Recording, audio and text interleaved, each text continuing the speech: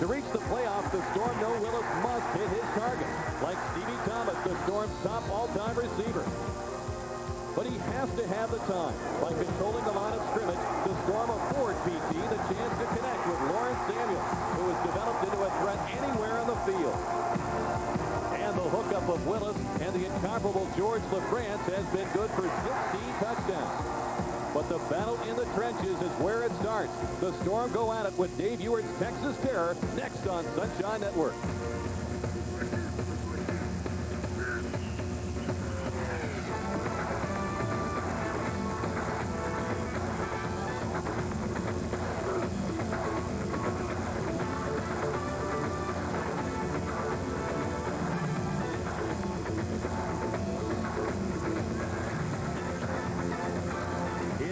Texas, it is hot and humid. One of the hot spots in the United States, just as you would expect on the 4th of July weekend. Welcome inside the Summit, where tonight on Sunshine Network, we present the Tampa Bay Storm and the Texas Terror.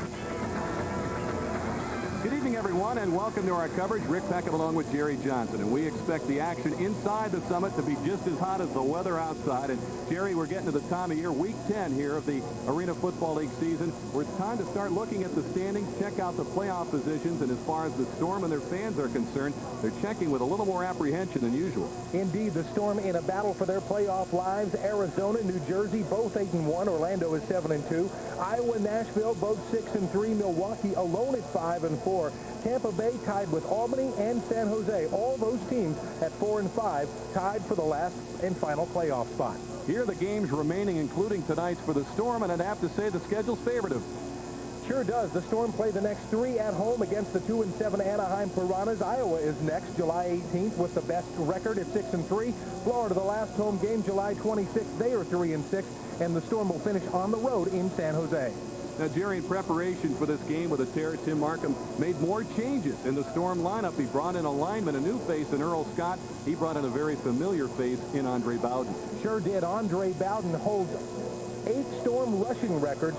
He played for the Storm in 1991, 92, and 93. Should add a new dimension tonight to the Storm defense. And Earl Scott played center for Amsterdam of the World League. This guy is 6'3", 300 pounds.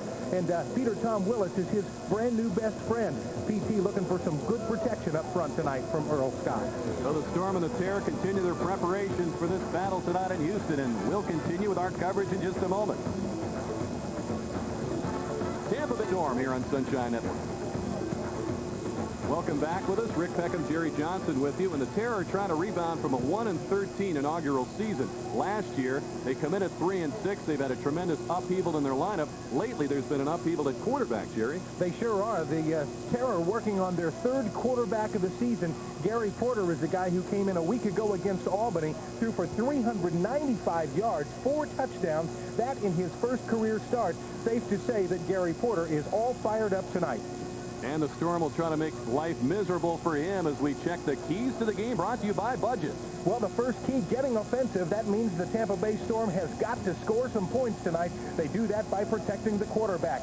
Picking Porter, that belongs to the Storm secondary. They need to make some big plays on defense. Only 7 interceptions by the Storm secondary all year. Look for that to happen tonight. And combat chemistry. You know, this is the 50-yard indoor war. The Storm needs to find that chemistry it needs to take this team to the next level, that level being the playoffs. Jerry, you are the king of alliteration, and we'll be back with tonight's opening kickoff between the Storm and the Terror from Houston in just a moment.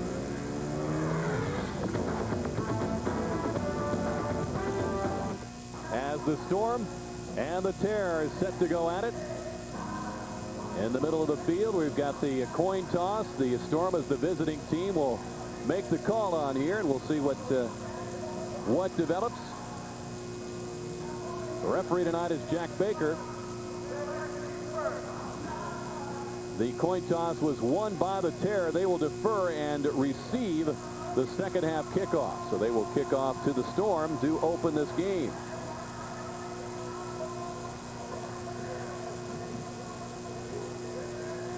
As the Storm coming in at 4-5, Tim Markham rallying the troops. His team 2-2 on the road, preparing to take on a team. This is one of those head-to-head games, Jerry. You've got to win to keep the Terror behind you.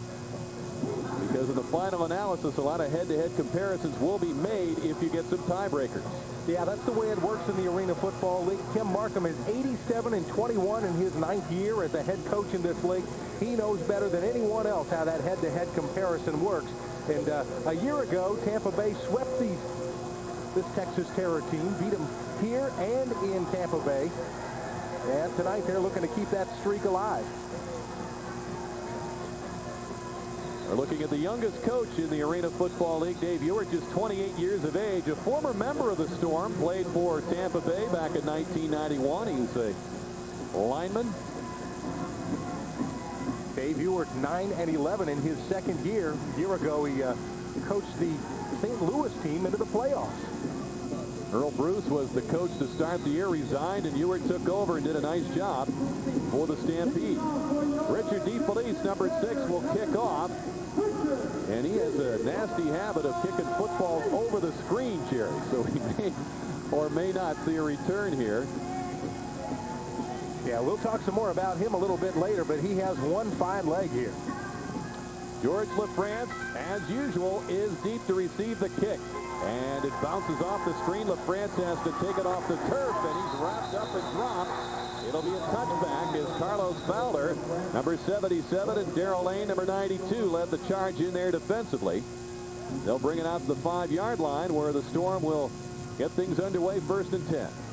Awfully difficult to take a ball like that when it bounces off the screen and basically dies like that one did.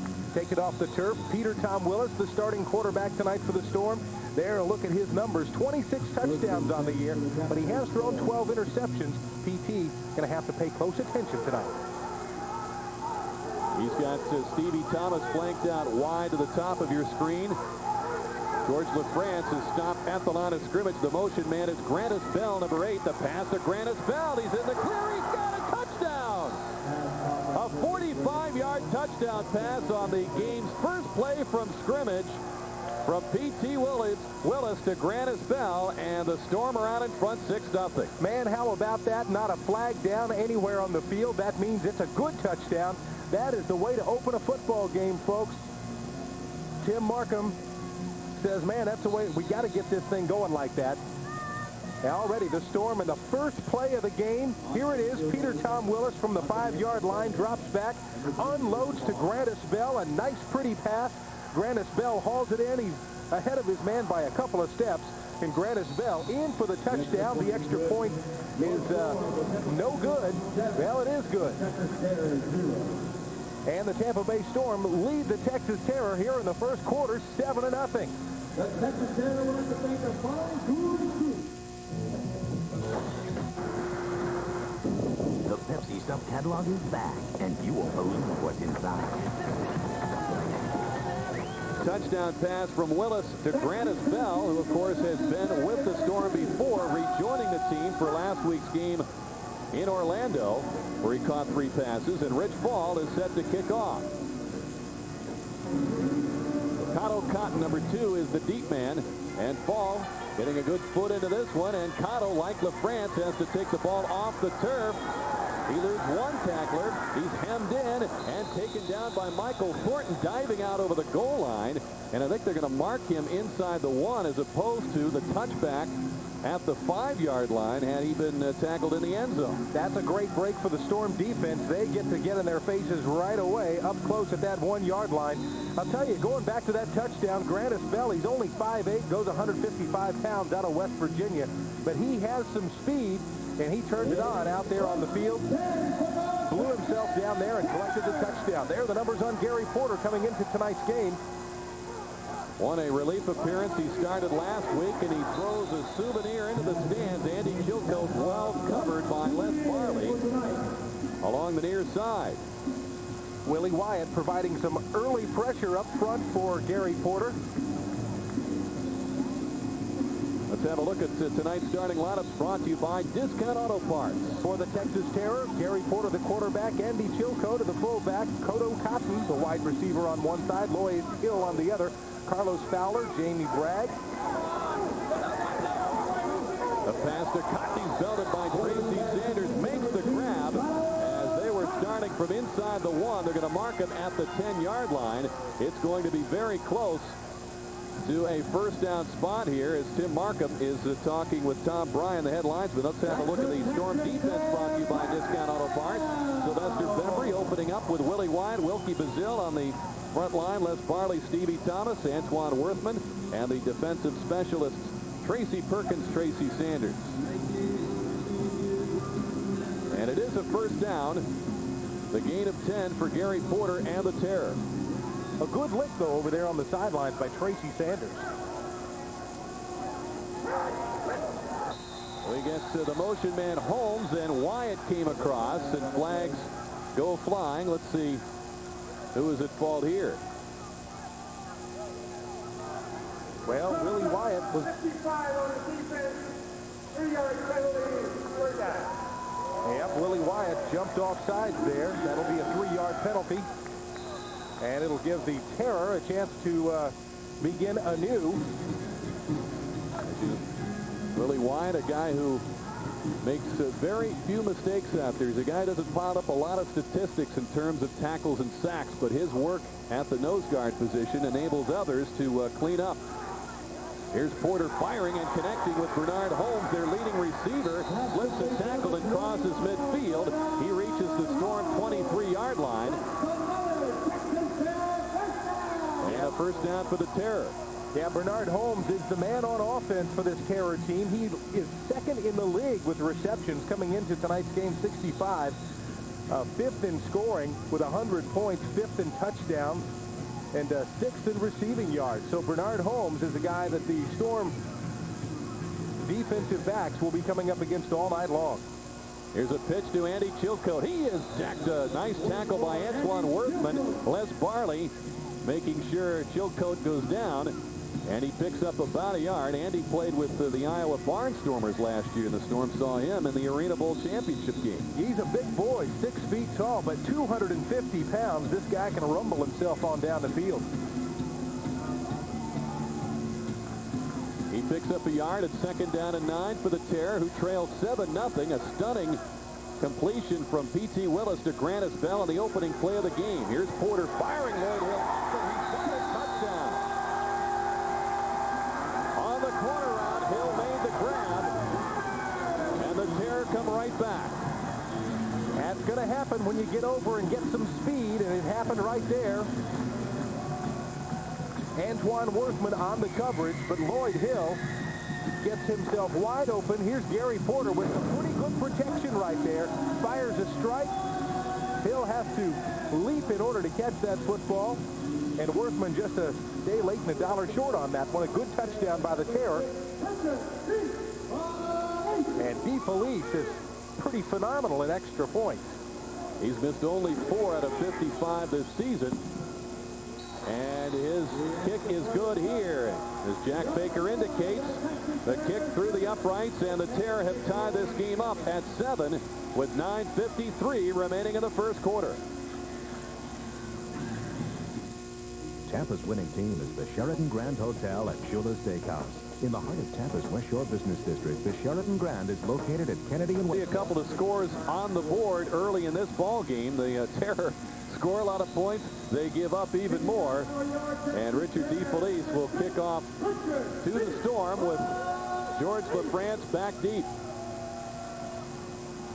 We look at the scoring drive by Texas. Almost 4 minutes, elapsing at the 49-yard drive. It started from inside the 1. Here's LaFrance, a marker down. Looking for room. George ducks out to the 2-yard line.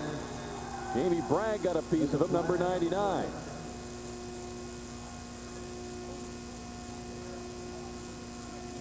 Jack Baker is tonight's referee. Rusty Spindell, Jerry Bergman, Tom Bryan, James Anderson. Kick interference. Number 80 on the kicking team. 3-yard penalty from the 5-yard line. First down. Well, that going in favor of the Tampa Bay Storm. Here's another look at that Texas Terror touchdown, and great pass protection there for Gary Porter, and a beautiful leaping catch there by Lloyd Hill. He's a pretty tall fella anyway. Lloyd Hill, 6'1", 190 out of Texas Tech, hauls in the first Texas touchdown of the night.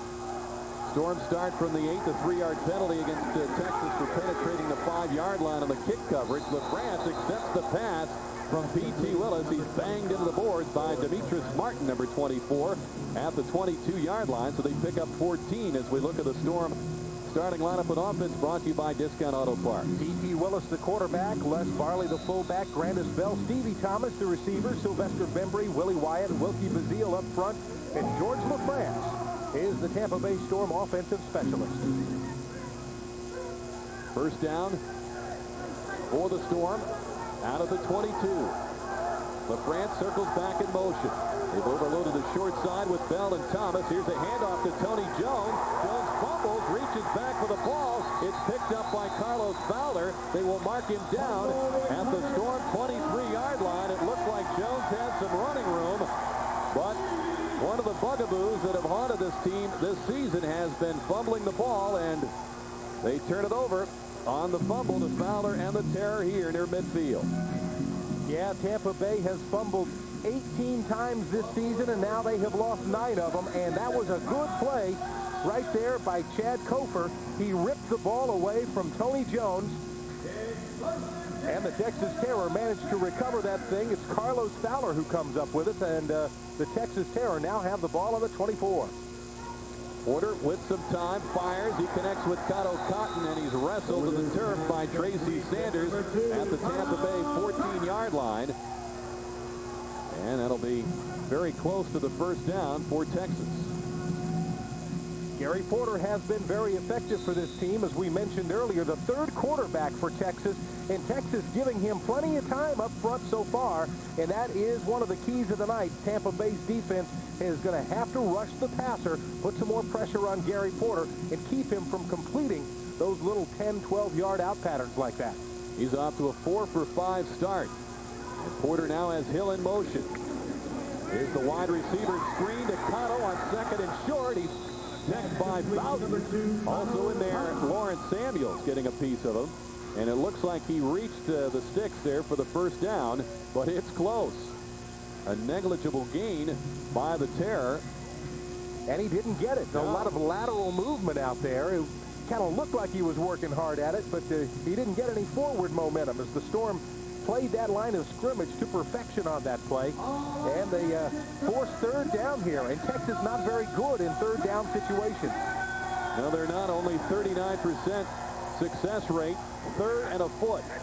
From the 14 of Tampa Bay, the handoff to Chilcote. He's got a big hit by Tony Jones. He fell forward. Let's see where they mark it. Man, that was a good one, too. Number 44 against number 44. Tony Jones with the big hit, and they do not get the first down. That's going to bring up fourth down.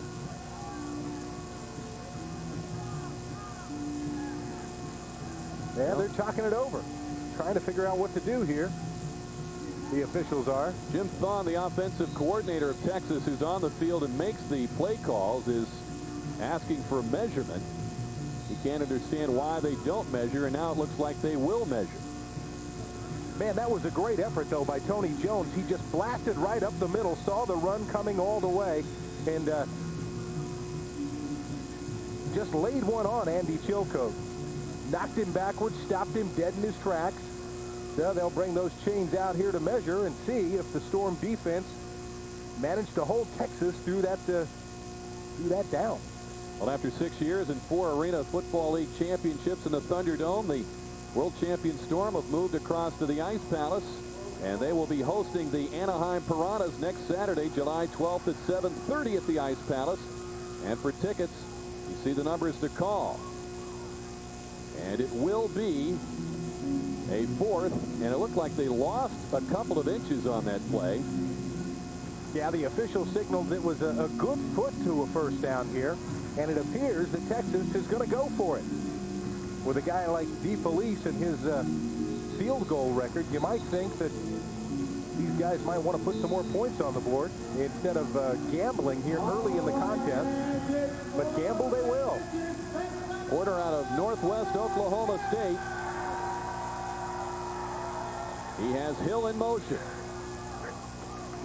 And Porter will keep it, looking for room. Belted by Samuels, and once again, where are they going to spot this? And it looks like Tom Bryant is indicating they're going to spot it closer to the 13-yard line, which would give Texas the first down. And it is a first down. He gets 1 yard on the keeper.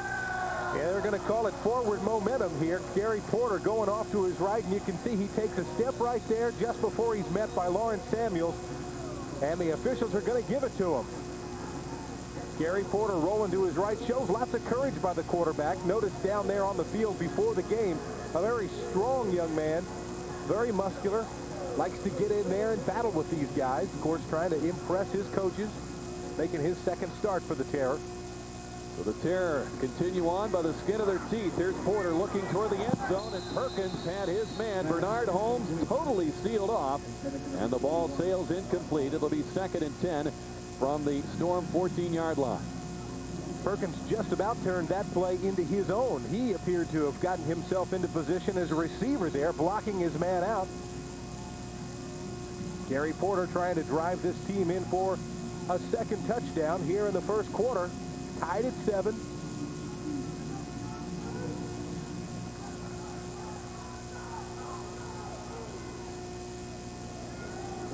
Porter has Holmes in motion. Pumps. Now he's in trouble. He's wrestled to the turf back at midfield by Tony Woods.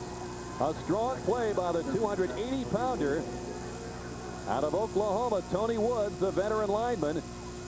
And they will mark Porter down at the Tampa Bay 23-yard line, a loss of 9. What a great play by Tony Woods. A couple of weeks ago when he joined this team, Tim Markham said he was going to be a great player for this team. And he blows past the offensive line and gets himself a sack, something the Storm has not done too well this year. They only have 5 sacks coming into this game. That's the 6th of the season. Woods working on that defensive line now with Bazile and Andre Bowden. Porter locks one for a touchdown. He stepped inside Tracy Sanders to make the grab, and on a 23-yard connection, Porter and Cotton combined to give the Terror the lead. And Kodo Cotton heads up into the stands and hands somebody the football personally.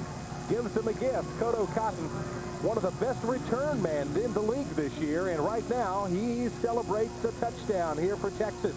Again, great protection by the offensive line, and Kodo Cotton reaches up, pulls it down.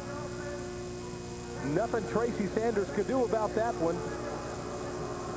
And with the extra point, if it's good, Texas will take a 14-7 lead over the Tampa Bay Storm in the first quarter. I think there was a penalty assessed against the Terror for Kodo Cotton's antics after the score. That'll be applied on the kickoff as DeFelice for the extra point, and the snap is high. It bounces to DeFelice. He's looking to lob one up there, and instead of kicking it over the net for a souvenir, he throws it into the seats. Richard DeFelice in the role as a passer. Cole Casey, who is in camp with the Storm trying to earn a spot at quarterback, was the holder, and the snap came high. He bobbled it, and the kicker ended up with it, a la Garo Yepremian.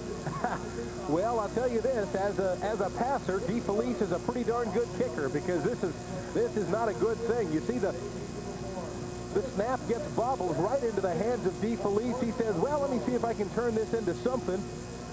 And right there, he just decides to get rid of it. Wisely throws it away. Otherwise, he would have been hammered. Gary Porter with the beautiful touchdown. Looks one way, throws another. Very nice catch by Kodo Cotton. And it gives the Texas Terror a 13-7 lead over the Tampa Bay Storm. 3 minutes and 56 seconds left to go here in the first quarter. Porter threw for 4 touchdowns last week in the loss against Albany. 2 touchdown passes already this week. As his team has moved in front, as we told you about how many points they score and how many they give up. You'll recall Texas was on the losing end of that record-setting performance by New Jersey. That kick off the top of the frame, and it's grabbed by Lawrence Samuels. He was Johnny on the spot there as Darrell Lane tackled him. That was a free ball as it came off the top of the frame, and had Texas recovered it, it would have been a touchdown. So Lawrence saving the day there on the touchback. But you might recall Texas was the team that lost 91-62 to the New Jersey Red Dogs a couple of weeks ago. What an unbelievable score. And as you mentioned, Texas doing pretty well offensively. They're averaging 50.7 points a game. That's the good news. The bad news is they're giving up 58 points a game. Generous hosts. And the Storm would love to puff up that average a little bit tonight. Willis throws down when George LaFrance. He slipped on his cut, and the ball lands incomplete. George, who was limited by Orlando last week to only 2 catches. He'd been averaging 8 per game over about a 5 or 6 game span prior to that. But George did do one thing against Orlando he hadn't done all year long, and that was run back a kickoff return for a touchdown. He said, man, I enjoyed that. I'd like to do it again.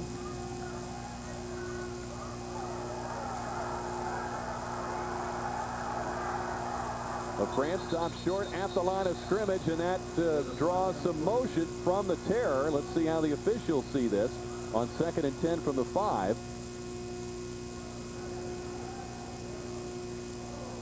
Offside, 73 on the defense, 3-yard penalty. Second out. Harrison picks up the penalty, and my mistake, they had marked it at the 8 as they applied that 3-yard penalty from the touchdown against Texas. So it's now at the 11-yard line. Credit that offsides, too, to Peter Tom Willis and the cadence he calls down there at the line of scrimmage. LaFrance in motion. Willis looks for George, finds him on the turn-in pattern at the 22-yard line. He's met there by Tommy Oakes, the native of Orlando. And the Storm pick up the first down. Yeah, the book on this Texas defense is that they'll kind of play you a little bit soft up close and give you those little 10, 12-yard passes like that. And PT and George LaFrance will take them all night long, because all that does is get you closer and closer to the end zone. Willis with 3 completions tonight on 4 attempts, good for 70 yards. Willis looking deep for LaFrance. He's behind his man, and he can't hang on. Just off his fingertips, incomplete. As he had a couple of steps on Martin and Billy Mitchell, one of the defensive specialists. Very nearly a tremendous catch for George LaFrance. You can see from this angle here, good protection for Peter Tom Willis. And look at George LaFrance give that one everything. It hits right in the hands, and George just can't quite hang on. And P.T. Willis, you see his reaction. He thought, oh, man, I thought that was a touchdown, folks. They'll try it again, though. 2nd and 10 from the 22. Willis looks for George again, overthrows him off the boards and incomplete. And the Storm will be looking at 3rd and 10 now from their 22-yard line with 1:15 to go here in the first quarter. Texas leading 13-7. PT just about had his pick of receivers that time. He had George LaFrance go out to the middle of the field and then cut back across. That's who he eventually aimed at. Overthrew him just a tad. But also on the same side, he had Lawrence Samuels, who has become a fine receiver and a new deep threat this year for the Storm, blazing on down the field.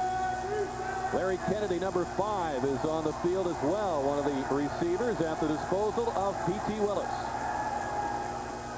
And Willis, under a bit of pressure, gets it away. Samuels breaks the tackle, gets the first down, ducks inside on the tackle by Mitchell, stepped out of bounds inside the 10. Nice effort by Lawrence Samuels to make that grab. He knew he needed another yard or 2 to get the first down. He got that and plenty more. Hey, he is one tough customer. Loves to catch this football. P.T. Willis lays it right out there to him. He hears the footsteps behind him, but Lawrence says, man, that's not a first down. I've got to get myself loose, spin around, and battle my way out here and get some more yardage. He does just that. It gives the Storm a first down inside the 10-yard line, puts Tampa Bay in position now to take the lead from the Texas Terror as the first quarter winds to a close. The final play of that quarter, the 20-yard hookup from Willis to Samuels, putting the Tampa Bay Storm in scoring position. And trailing 13-7 after 1, will return with second quarter action here on Sunshine Network in just a moment. Early in for the touchdown on the 8-yard run. He's tied it up at 13. Les Barley, what a job tonight here he does for the Storm, scores another touchdown.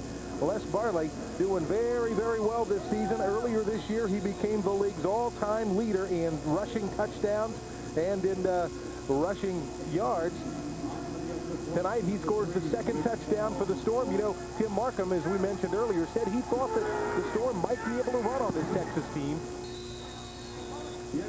And Rich Fall makes good on that kick. And that gives the Storm a 14-13 lead just into the second quarter. Scoring to put the Storm out in front on this 8-yard carry. Plenty of room to get the corner. Good blocking led by Michael Thornton and company. There's our look at our Coors Light scoring drive. 7 plays. And the 8-yard run culminates that drive with the score. And as Rich Fall kicks off to Bernard Holmes, we get a whistle. And it looks like we might do it again. Perhaps there was some confusion on the field as to whether we were actually starting or not. Back to that touchdown, you have to give Michael Thornton a tremendous amount of credit there. He threw a key block just as Les Barley could have been run out of bounds. Michael Thornton gets a big shoulder into his opponent on the other side, wearing black, and opens a hole for Les Barley to run through. You know, coming into tonight's game, Les Barley needed 124 yards to be the first player in the Arena Football League ever to rush for 1,000 yards. I mean, think about that. This is a 50-yard field. How many yards do you have? How many attempts do you have to run and make to get 1,000 yards out here? Yeah, hopefully he can reach that in the near future with still 4 games plus tonight's remaining on the regular season schedule.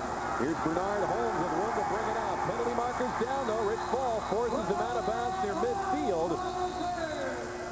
This team, an explosive scoring team, and one of the things they do best is return kicks. Bernard Holmes, Rodney Blackshear, Cotto Cotton among the best kick returners you'll find in the Arena Football League. The officials are huddling up back at the 10-yard line of Texas and discussing this yellow hanky that is on the turf. Some thought that there might be a holding call here. Both flags are for holding by the return team. Number 44 in the spot, 84 on the field. The penalty will be administered half the distance to the goal of the 8-yard line. Here's a good look at the hold right here coming up on the left side of your screen. Well, we just missed it as we're watching a fine run back by Mr. Holmes. He was picking him up and putting him down the sideline, trying to find some yardage for the Texas Terror. But a couple of holds back by Texas will bring the football back to the 4 and give the Storm a chance to lick their defensive chops. Now the hold against Andy Chilcote, the one enforced. Porter with the quick drop and the throw and the slant behind Cotton. He's belted by Sanders as they talk it over a little bit. And it will be 2nd and 10 from the 4-yard line, actually closer to the Terror 5. The Storm defensive backfield really looking to put some pressure on these receivers from Texas here tonight. And you can see there Tracy Sanders not taking any guff from Cotto Cotton.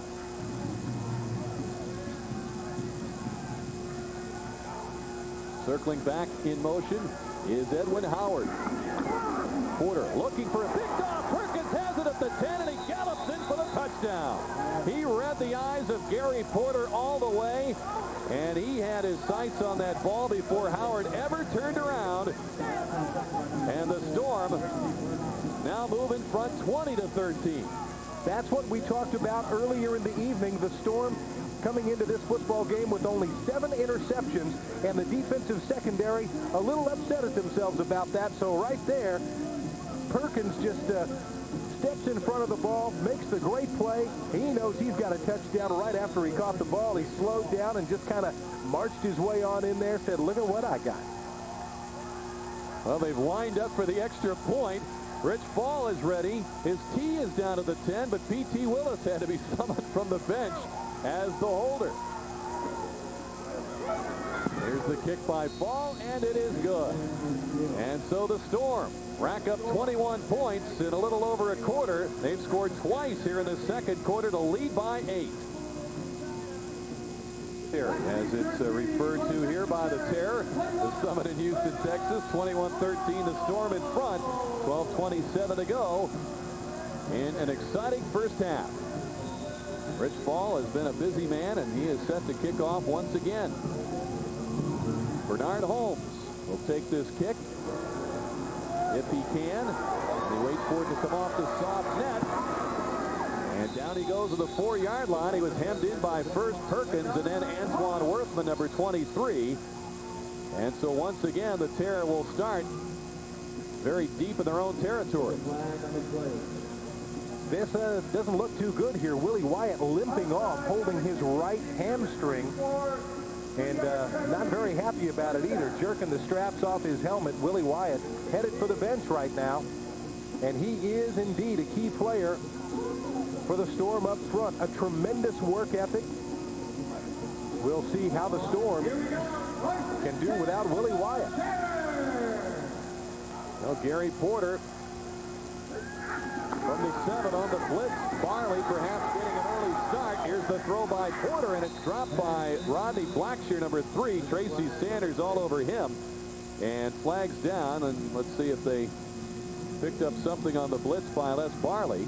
The officials talk it over.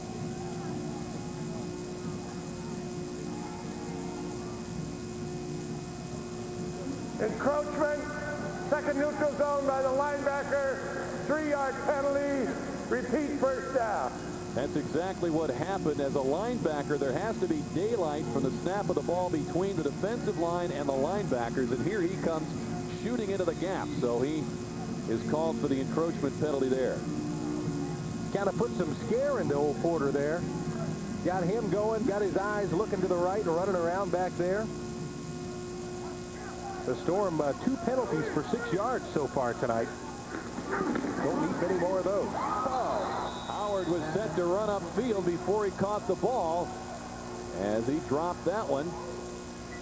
And it will be 2nd down and 7 for the Terror. Yeah, nowhere to hide from that when that ball hit him right dead square in the hands, and he just flat dropped it as he was trying to turn around and head upfield. The Tampa Bay Storm enjoying a 21-13 lead here in the second quarter. Tracy Perkins with his 6th interception of the season. Ran it back 11 yards for a touchdown.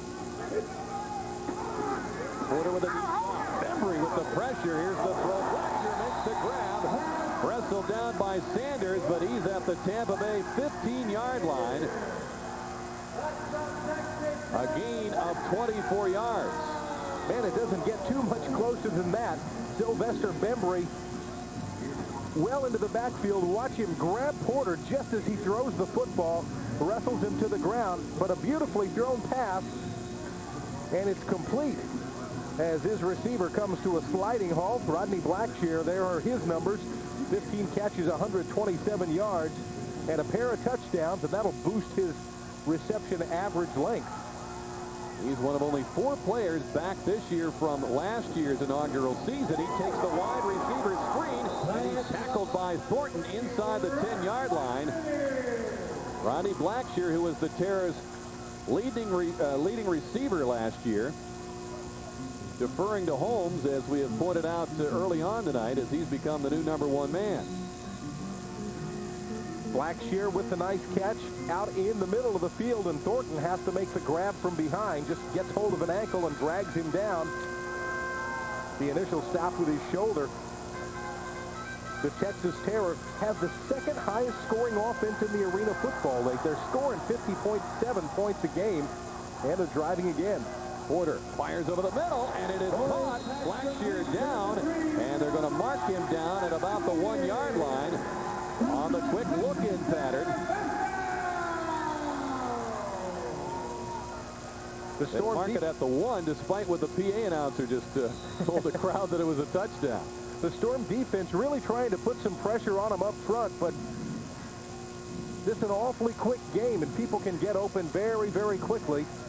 That one happens, and Texas has the ball at about the 1. And we'll get a timeout signaled for by Porter and the Terror. He'll come over to confer with Steve Thon, the offensive coordinator, who's worked previously with Milwaukee and the Connecticut Coyotes. On 1st and goal from the 1. The Storm in front by the count of 21-13.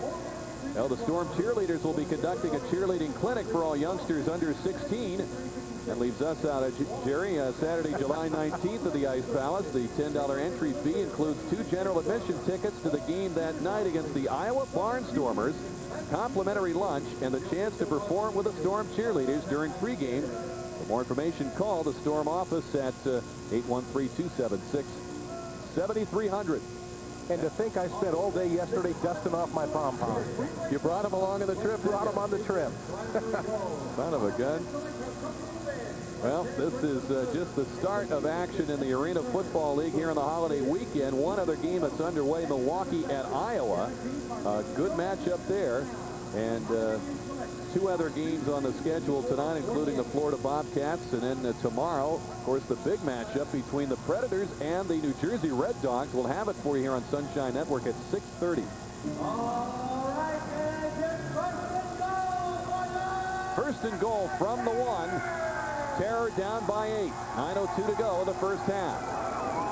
The handoff to Chilcote, and he is stopped short of the goal line. Sylvester Bembry involved there, along with Les Barley. And he might have gained a half a yard, if that.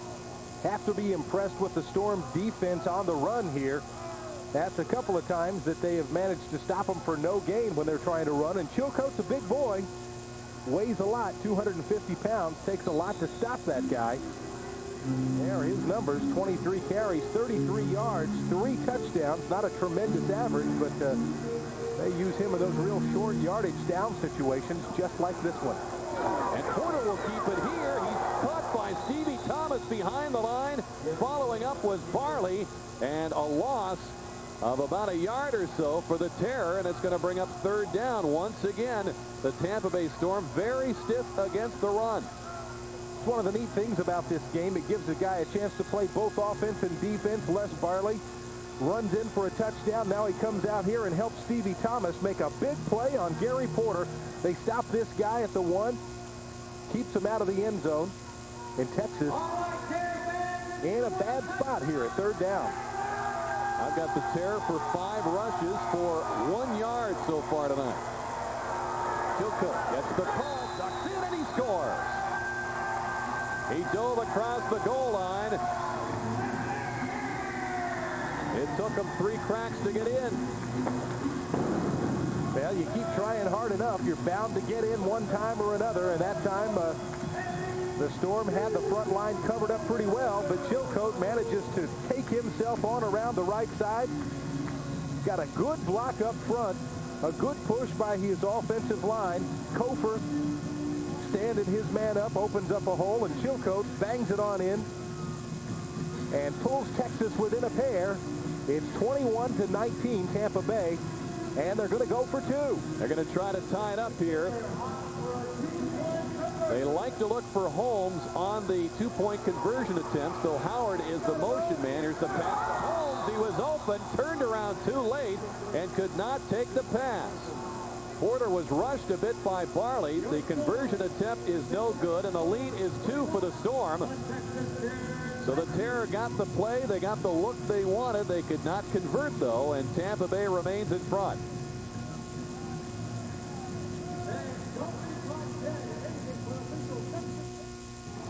Oh, man.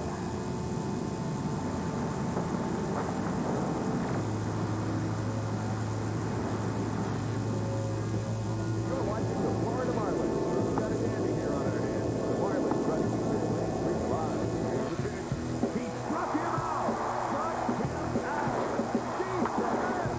The Phillies take on the Marlins Friday at 7 on Sunshine.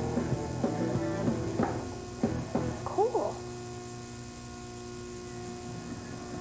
Tampa Bay Storm Arena football on Sunshine Network is brought to you in part by Tampa General Healthcare.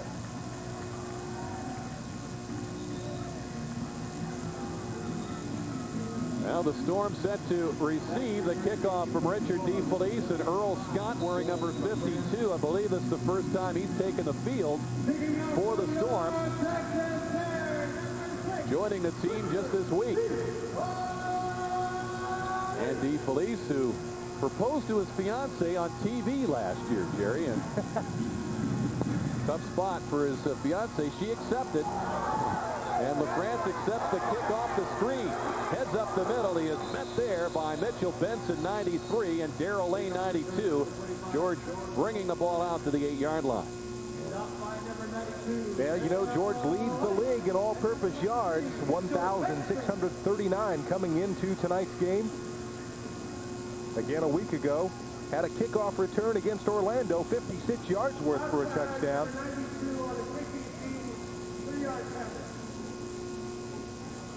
There's a look at your scoring drive. Took them 7 plays, 23 yards. They eat up 5 minutes and 41 seconds on the clock, and Andy Chilcote dives in on the short run. And that penalty will move the Storm up to the 11-yard line. Lane penetrated the 5-yard line before LaFrance touched the ball, and thus the 3-yard penalty. Here's a pitch to Jones. He dribbles it behind the 10-yard line and falls on it at the 9. Lane and Jerry Tarkowski, number 41, arrived on the scene. That's not going to make Tim Markham very happy because you got to hold on to the football when it's given to you. Tony Jones, that's the second time tonight that he's had some trouble holding on to the football. That time it didn't cost anything except a down. They lose a yard.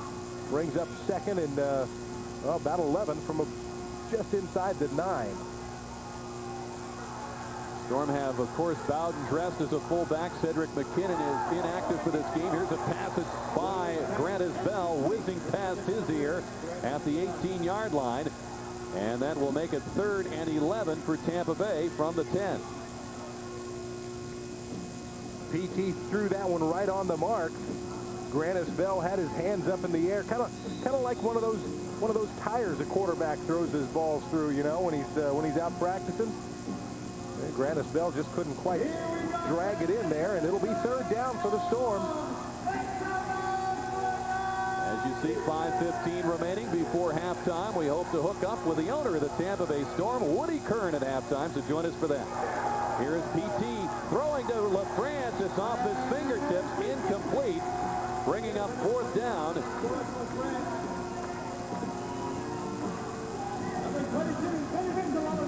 George LaFrance not very happy with himself again.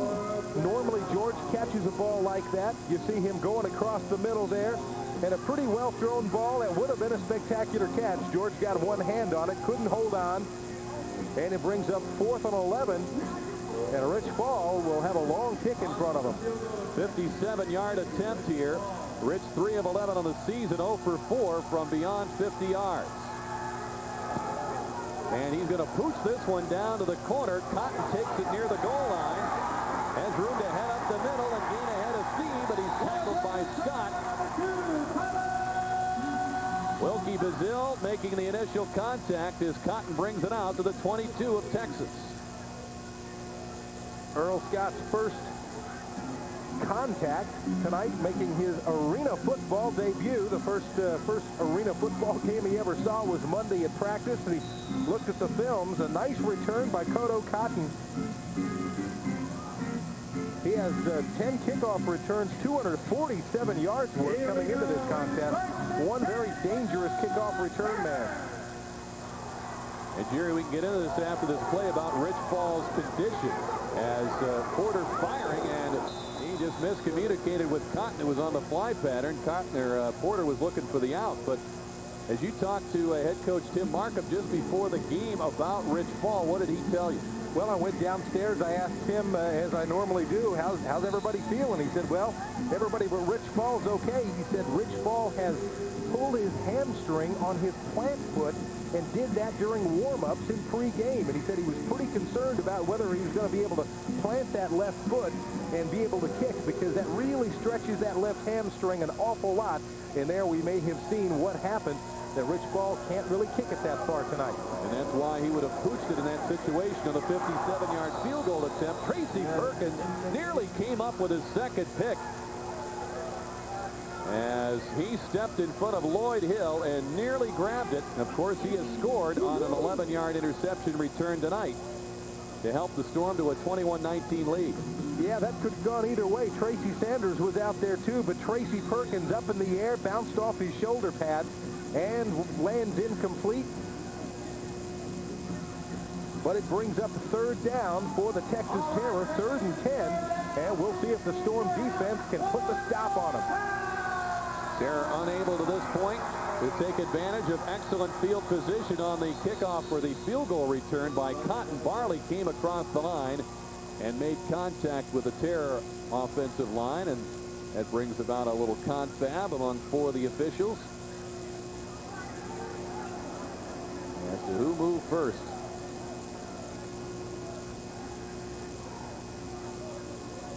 Bowden start on the offense, number 73, 3-yard penalty.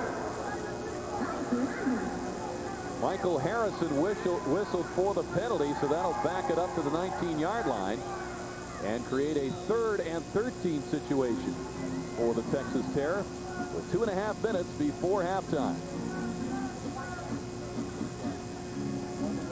Gary Porter, as Jerry mentioned in the open, the 3rd quarterback to play this season for the Terror, and Texas will use their final timeout here in this first half. Tampa Bay doing pretty well in the cemetery here at the Summit in Houston, Texas, leading this ball game 21-19 with 2:21 to go in the first half. Willie Wyatt got his helmet back on, standing down there. He says, I'm going to be coming back in this football game. They're talking to P.T. Willis, and P.T. shaking his head.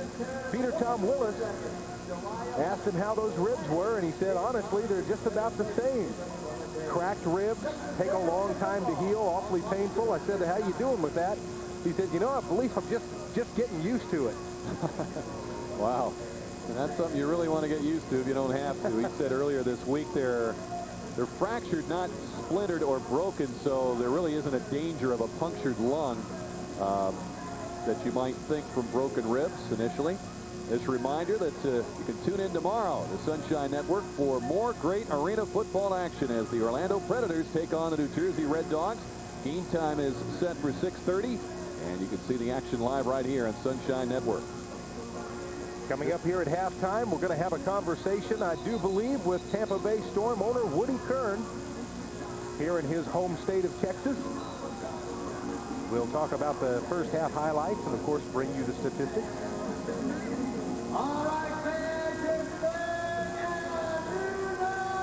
So, 3rd and 13 here from the Texas 19.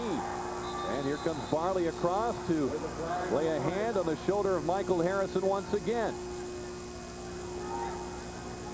All kinds of flags down on the field as they'll kind of have to sort this one out. Didn't even get any time off the clock on that play.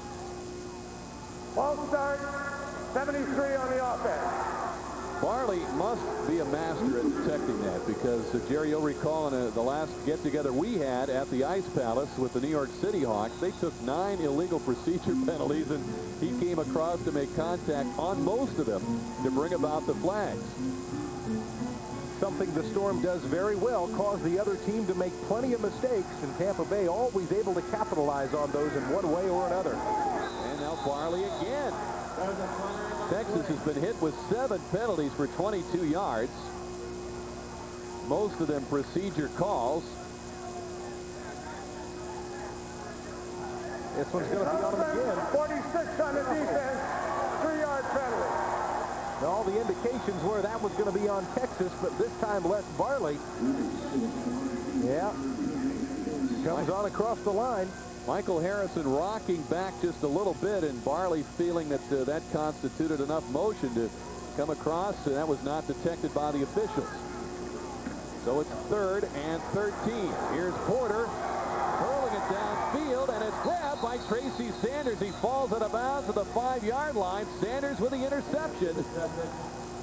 Porter let that go in desperation, and he probably should have thrown it into the stands. And I think that's what might be Dave Ewart's comment to him as he heads for the bench. Les Barley comes limping off the field here, holding his right hamstring there. Les Barley, as we've just been talking about him quite a bit here in the last few minutes, causing the other folks to jump just before the ball gets snapped, rocking back and forth. And Les Barley putting some good pressure on Gary Porter, actually crawling on the turf trying to get to him. And then the interception by the Storm, their second pick of the night. PT finds George LaFrance trying to slip a tackle, taken down by Lloyd Hill, but he crosses the 15-yard line. And that'll be a first down for the Storm. Not good news as far as Barley was concerned. He's being attended to by trainer John Calta on the bench. More injuries is not what this team needs. They've already got Lynn Rowland out with that broken bone in his leg. He's hoping to come back next week against Anaheim. Terry Buford has had some knee problems. He's been playing with knee problems, but they've been compounded. He is not here. Same for Wayne Williams. He's had a knee problem. Walter Sutton, Damasio Green, hamstring injuries. Here's a pass to Lawrence Samuels. At midfield, he is taken head first into the boards by Hill as he tried to hustle for an extra yard and get away from a tackle. It'll be second down and 2 on the gain of 8. The Storm really would like to take some more momentum into halftime here. 1 minute timing rules are now in effect. And the official gives us 1 minute left to go in the game. Oh, that was a vicious drive into the wall over there. And those pads aren't nearly as soft as they might look. Lawrence Samuels takes one head first. It comes out of there just fine. That's the kind of thing that can be dangerous. Les Barley, a big stout fellow, though, rocking out to some kind of music tonight on the bus on the way over here. He was pretty fired up to play this football game. We just got out of his way.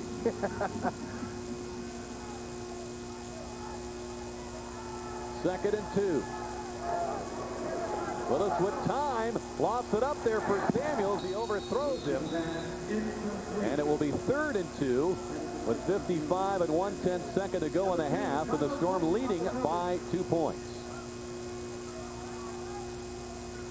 Lawrence Samuels has, as we mentioned earlier, become a deep threat for the Storm. At that time, PP just a little too much mustard on the football, overthrows him a little bit. And Lawrence Samuels may have been held up just a little bit on his way toward the end zone as well. Something interesting about the end zones here in the cemetery, the summit, they're kind of rounded off on the outside. Makes them a little shorter. An obvious advantage for the defense. LaFrance in motion. Here's the short pass to Larry Kennedy. Hauls it in. Crosses the 15 of Texas. Reaches the 13.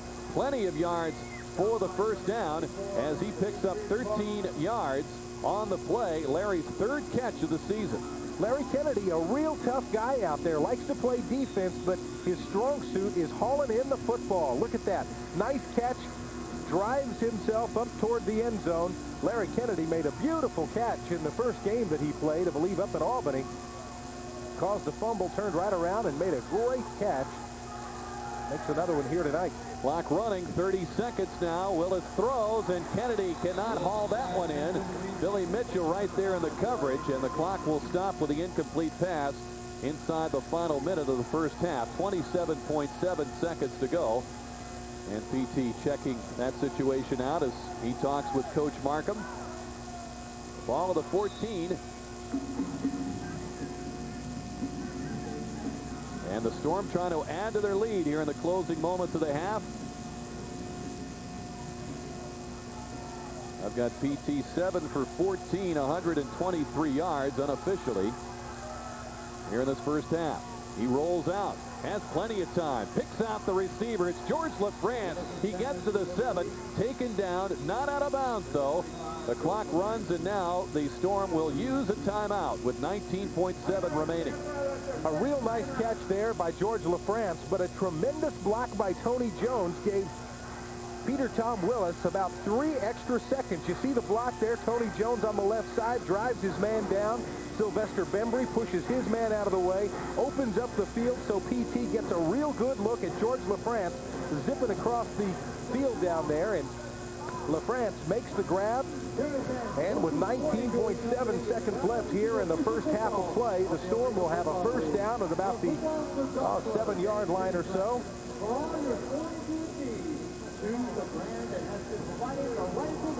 To the world effort for more than 80 years. No matter who makes the difference. Wilson Farms are available in post office and sporting goods stores. My mistake, it's 3rd and 3. Can't see that far tonight. I've been reading all day. My eyes are a little blurry. I see the I see the ground. the line marker across the field there. Yeah, Third and 3. Life was tough in first class. It was. Wasn't it, Jerry? It doesn't happen to me very often. They were very nice to me today. Must be that disguise you're wearing. Here's a pitch to Tony Jones. He's doubled by Cotto Cotton, picked up a couple of yards, but he's going to be short by about a yard of the first down. Cotto Cotton, not one of the bigger members of the Terror at 190, taking on 245-pound Tony Jones with a pretty solid hit. Yeah, Tony Jones doesn't come down very easily. Right here, he takes the pitch. He's thinking end zone all the way, looking for one block, and Cotto Cotton hits him high, too. And Tony Jones falls down at the 5-yard line, short of a first down by about a yard. That'll bring up 4th and 1. 10 seconds left on the clock. The Storm up 21-19, and Peter Tom Willis, Tim Markham talk it over, and the Storm will go for a touchdown here.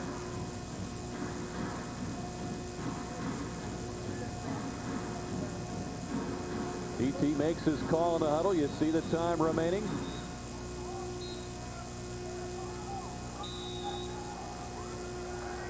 Willis has Kennedy, LaFrance, Samuels as receivers. The fullback is Jones. LaFrance circles back in motion on his 4th and 1 from the 5. PT rolling out, throwing back across for Kennedy, bobbles it, and he can't hang on. Incomplete. The pass traveled over the head of Billy Mitchell, who reached up and perhaps broke the concentration of young Larry Kennedy, who could not hang on in the end zone. It will be first down for Texas, but only 4.5 seconds to go in the half. If ifs and buts were candy and nuts, we'd all have a Merry Christmas. But if P.T. Willis had dropped back there and thrown the football about 2 seconds sooner, Larry Kennedy was standing still practically in the corner of the end zone and may have had better concentration, a better chance to catch the ball. But by the time P.T. got out there and let loose of the thing, there was a defender over there, and it broke the concentration of Larry Kennedy, and that shows his inexperience in this league. It cost the Storm a touchdown with 4 seconds left on the clock. Here's the pass to Cotton on the short attempt, and he's taken down, unable to get out of bounds as he was brought down by Woods over there, and that's going to do it for the first half of play. Tim Markham up by 2, but I'm sure he had visions of a larger lead on that Storm drive that nearly closed out the half. Dave Ewert's club on a 4-game losing streak. He's got to feel like he's right there, trailing 21-19 at the end of the first half of play. We'll be back with our halftime activities, including a conversation with Storm owner Woody Kern in just a moment.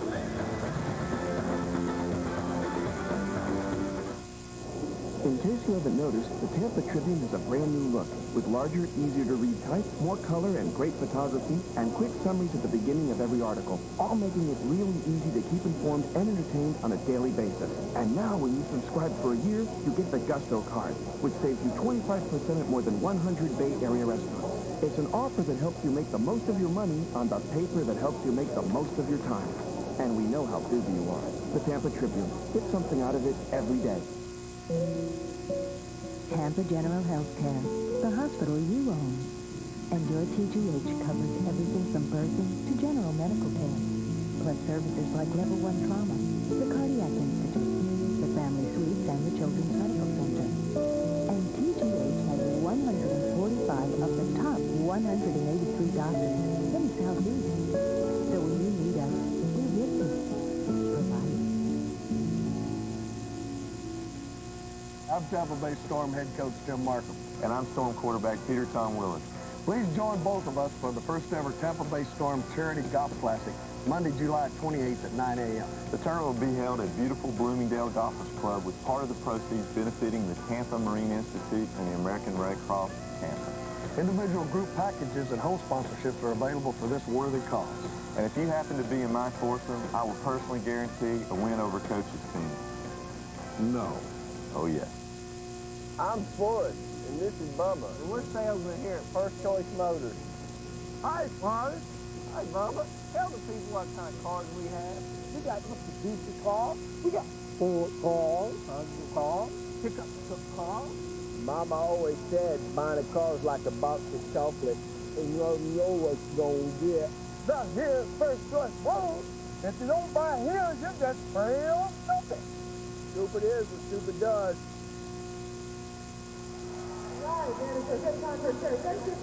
Summit in Houston, Texas, where the Tampa Bay Storm enjoy a 21-19 lead here over the Texas Terror in the cemetery.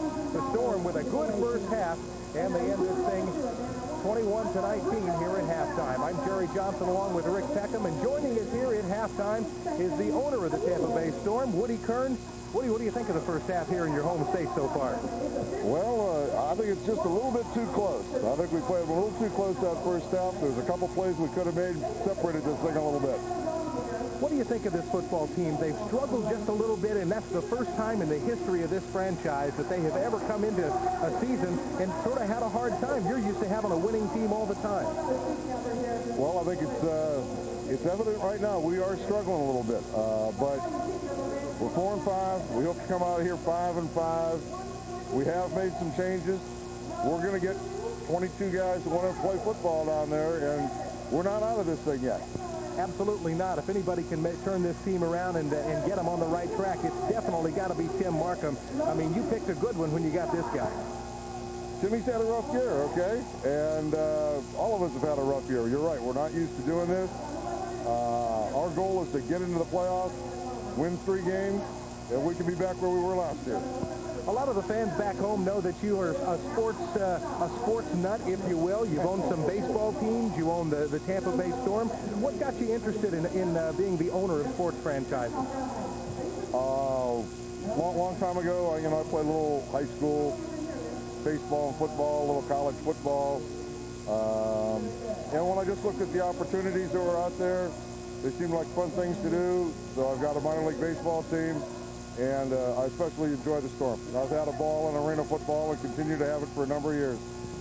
What about the future of this ball club? The Tampa Bay Storm enjoying tremendous success in Tampa Bay. The Ice Palace, the move over there this year, the fan base has still been very supportive. Are you enjoying the same success that we've had here in the past?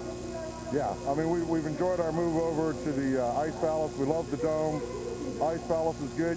I will tell you this, we still have some empty chairs over there when we play at home, so folks who want to come down and see us make a stretch around here, I would certainly invite them to do that. We're going to play some good football down those stretch there.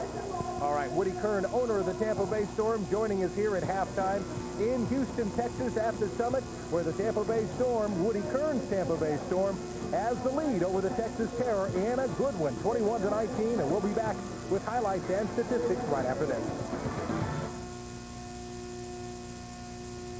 Go ahead, let it rain.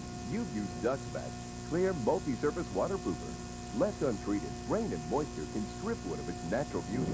But a one-coat application of Duxback penetrates and seals to protect wood from warping and the ugly buildup of mold and mildew. Right now, get 25% more Duxback absolutely free when you buy the new bonus size. For long-lasting protection against the elements, nothing sheds water like Duxback. Available now at all Builders Square locations. Serving you a smorgasbord of sports every Sunday morning. Whatever you're hungry for, breakfast with the Gators is always a treat.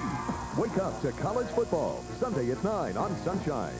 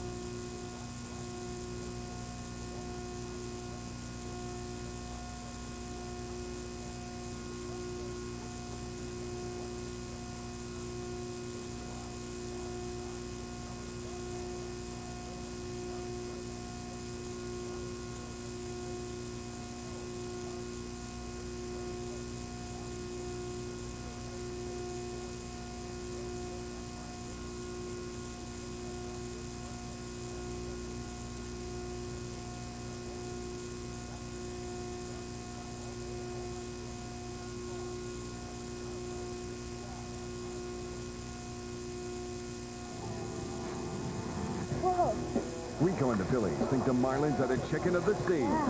But Lou in Florida say, the Phillies fight the Marlins Friday night at 7 on Sunshine. Cool. Welcome back to the Summit in Houston, Texas here on the 4th of July weekend. We hope you're enjoying your holiday weekend and glad you're spending a portion of it with us here on Sunshine Network tonight. Rick Peckham, Jerry Johnson back with you. The Storm up by a couple as we look at highlights, and those highlights got underway very quickly tonight, Jerry. Sure did. The very first play of the game offensively for the Tampa Bay Storm, Tom Willis with some great protection, and he unloads a 44-yard strike to Grantis Bell.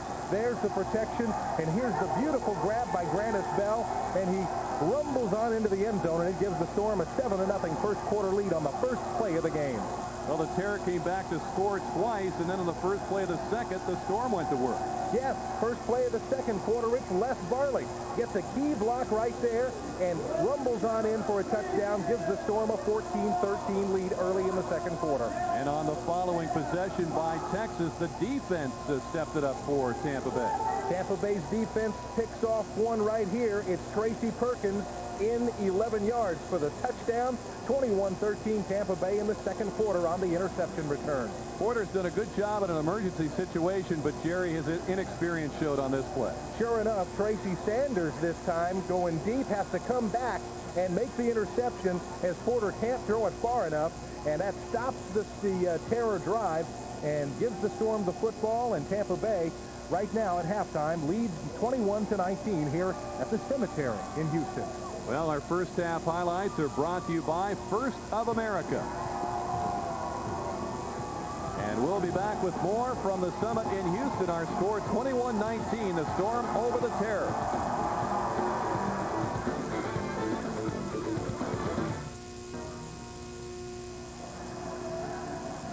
Well, the teams will be out in just a few moments to get ready for the start of the second half here in Texas. We're in Houston at the Summit tonight on this holiday weekend as the Storm have the lead 21-19 over the Terror. Let's have a look at our first half statistics of this ball game, brought to you by Seminole Indian Casino. Well, you can see the comparison in first downs. The Terror with 7, the Storm with 6, but the Storm winning the battle of total yards. 129 yards passing, 139 total yards. The Storm 1 turnover, it was a fumble, and the Terror with 2 turnovers, both interceptions by the Storm secondary. Boy, the Storm, look at those stats, and Jerry, they got to feel pretty good about what their defense has done. The turnovers, 3 yards rushing for Texas, and yet they were not able to execute, particularly on that last drive when they needed to build a little cushion going into the second half. Yeah, the Storm has to be a little upset with themselves, especially offensively. Young Larry Kennedy comes in, makes a great impression in Albany and down here tonight, making a great grab, but goes out there and drops what should have been most certainly a touchdown pass there in the end zone. And the Storm instead walks away without that touchdown and that cushion that we're talking about. Well, a team like Texas can be dangerous. They can certainly score, and the Storm obviously have been prepared to stop that. We'll see what develops in the second half here in Houston when we come back.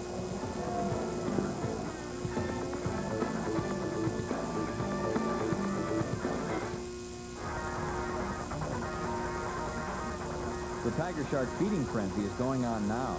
It's your only chance to get a high-performance, high-powered Tiger Shark watercraft at a great deal. But time's running out. So hurry and get a Tiger Shark with 0 down and payments as low as $97 a month before they're all gone. Tiger Shark. Get hooked. For a free video and the dealer nearest you, call 1-800-5T-SHARK. They're the kings of the beach.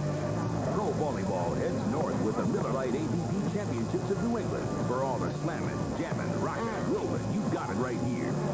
Sunday at 4 on Sunshine.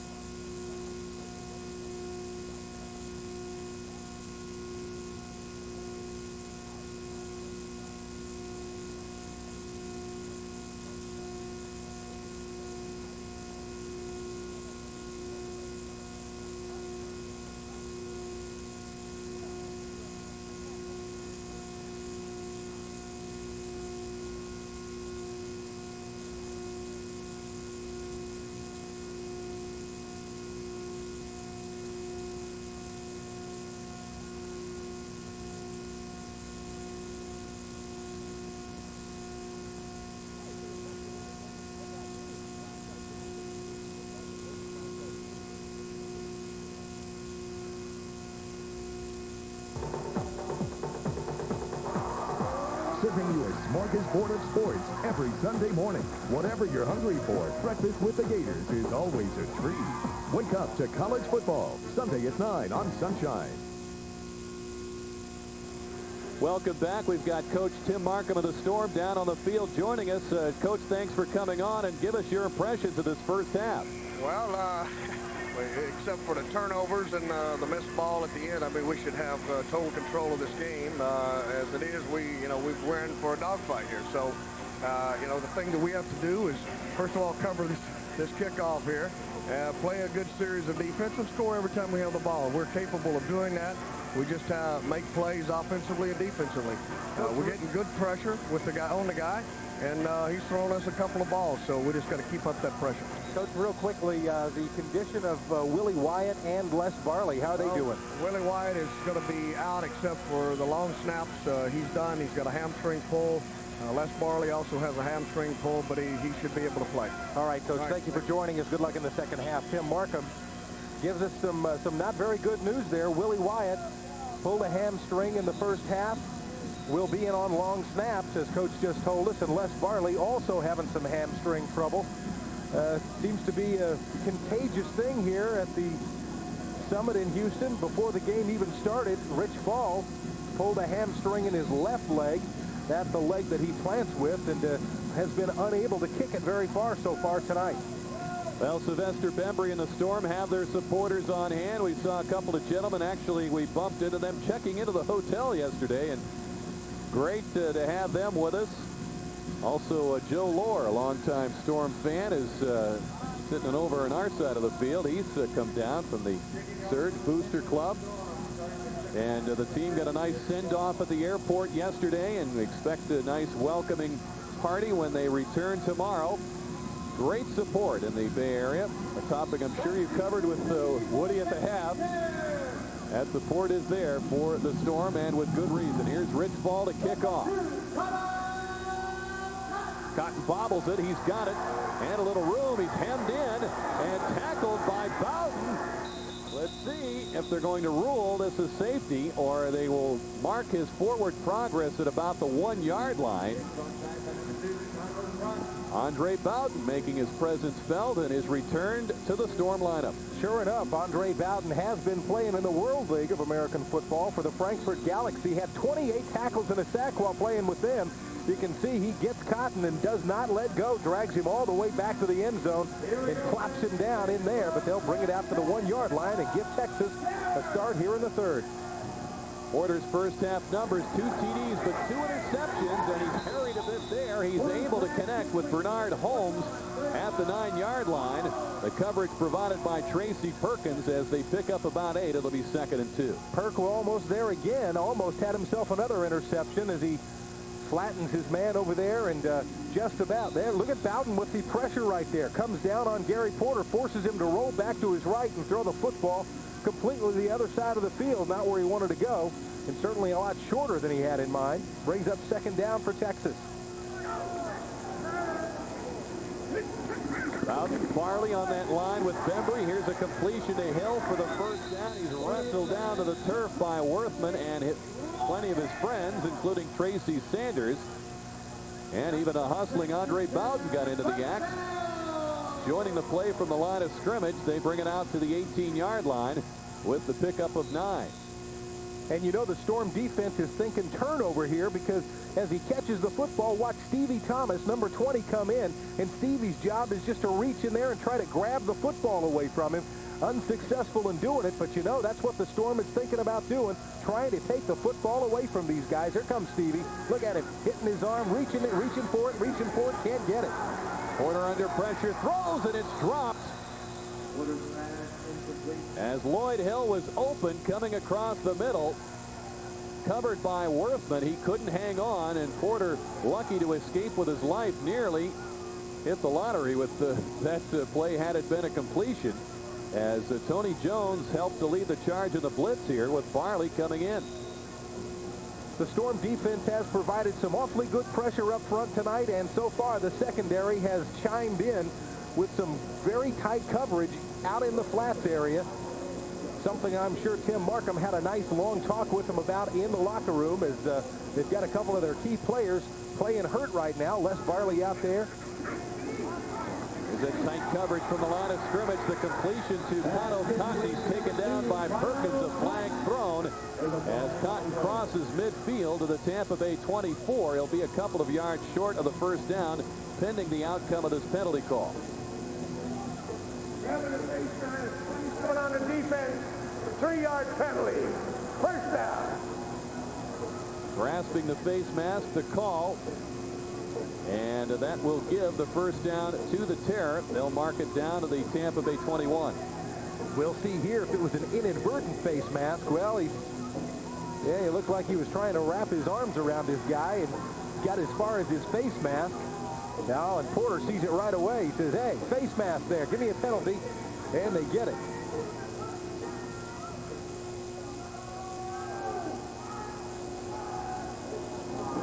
Porter straight back under pressure. The middle screen to Tarkowski. Jason Tarkowski spins off a tackle and dives for the 10-yard line before Jones finally put the clamps on him. Nicely executed middle screen by the Terror, and they pick up 11 yards. The Terror offense giving Porter some good time there, and the Storm had not been covering Tarkowski too much tonight. Well, this is the first time they've really seen him do anything in this football game. 6 foot, 240 pounds out of Wisconsin lacrosse, and that time he gets the Storm and gets his Terror team all the way down to the 10. Porter 4 of 5 on this drive. Here's a pitch to Tarkowski. Cuts inside and dives to the 5 where he's met by Worthman. So he picks up about 5 yards on the first and goal play. Well, they seem to like this guy all of a sudden here. They're thinking, well, maybe the Storm hasn't figured out how to stop him yet. We'll just go to him a couple more times. This time they do it on the run. He's a big guy, kind of hard to bring down. Tracy Perkins hits him low and trips him up just inside the 5-yard line. And the Terror knocking on the door here with 10 minutes and some seconds left to go in the third quarter. Porter starts. Bernard Holmes in motion. Holmes and incomplete. A leaping Stevie Thomas from his linebacker position. Thought he had a crack at that one. Hands out of his reach as well. Yeah, hands from 3 different players up in the air on that one. Stevie Thomas, the first one. We'll see it from this perspective right here. Watch Stevie right in the middle. Oh, he's up, thinks he's got himself an interception. And flying through the end zone was Tracy Perkins, also looking for another pick. Yeah, but it falls incomplete. That'll bring up second down here inside the 5. Gary Porter's numbers tonight, a pair of touchdowns, but 2 interceptions. He's thrown for 37 yards on this drive. Holmes in motion. Porter looking. Picked off. Thomas right there. And he'll bring it back right up the middle. Stevie Thomas brings it inside the 10 down to the 7-yard line. Boy, he thought he came close on that previous play, and he thought they might be looking over the middle again, and there he was with the big play that Tim Markham and the Storm have been looking for. Tampa Bay's 3rd interception of the night. That's a huge thing because they come into this football game with only 7 interceptions all year long. Tonight, they pick Porter for the 3rd time. Stevie Thomas reads it beautifully right there, picks it off at about the 2-yard line, and Stevie's off to the races. Makes a cut there, sees a couple of defenders in his way. Stevie makes it all the way down to the 7.5-yard line and puts the Storm in great field position. First and goal from the 7. He brought that back 42 yards. Now Willis drops the snap from the newest member of the team, Earl Scott, number 52, and they'll take a 2-yard loss. Has to be some good chemistry built here for this football team. You know, there are 11 new players on this football team. By new, I mean they weren't here a year ago. Of the 24 rostered players, 11 new faces. And so this team's still looking for the chemistry it needs. And, of course, Earl Scott playing his first arena football game tonight. LaFrance in motion. BT finds it, Cotton throwing it across, and it's tipped into the seats by Cotto Cotton on the pass intended for Antoine Worthman in the end zone. That ball traveled a long way, and Cotton was able to make a play on the ball. And it will be 3rd down and goal now from the 9. P.T. Willis gets out there, rolls to his right. Takes an awful long time to get rid of that football. His receiver's pretty well covered on this one, and he throws it real high. And really nobody has a chance to get that, and Cotton makes a good defensive play to get a mitt on it, knock it out of the way. Andre Bowden in now at fullback. Willis fires over the back. Out of the hands of Stevie Thomas by Cotto Cotton, reaching over the back. A pretty good two-way performer, just a youngster who, by the way, grew up with Earl Scott, one of the new members of the Storm. They've been playing together against each other since the age of 6, and they are anxious to get together on this night in Texas. Stevie Thomas trying to catch the football, and Cotton just drags his arm down, forcing Tampa Bay to try to kick a field goal. We'll see if Rich Ball can get it done. 25-yard attempt by Fall, despite the pulled hamstring on that plant leg, and the kick is good by Rich Fall, and that ups the lead to 24-19. Ball 1 of 2 so far tonight.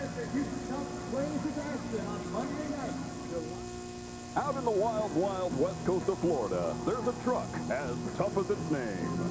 The Isuzu Hombre. And at a price of just $99.98, it's sure to rattle the competition. Listen, 10,000 snappers. Time to get out of Dodge. Less than $10,000 for a hot new pickup with ice-cold air. So don't get saddled with a high-priced ride. Head to your local 5-star Isuzu dealer today. The Isuzu Hombre, one tough brand.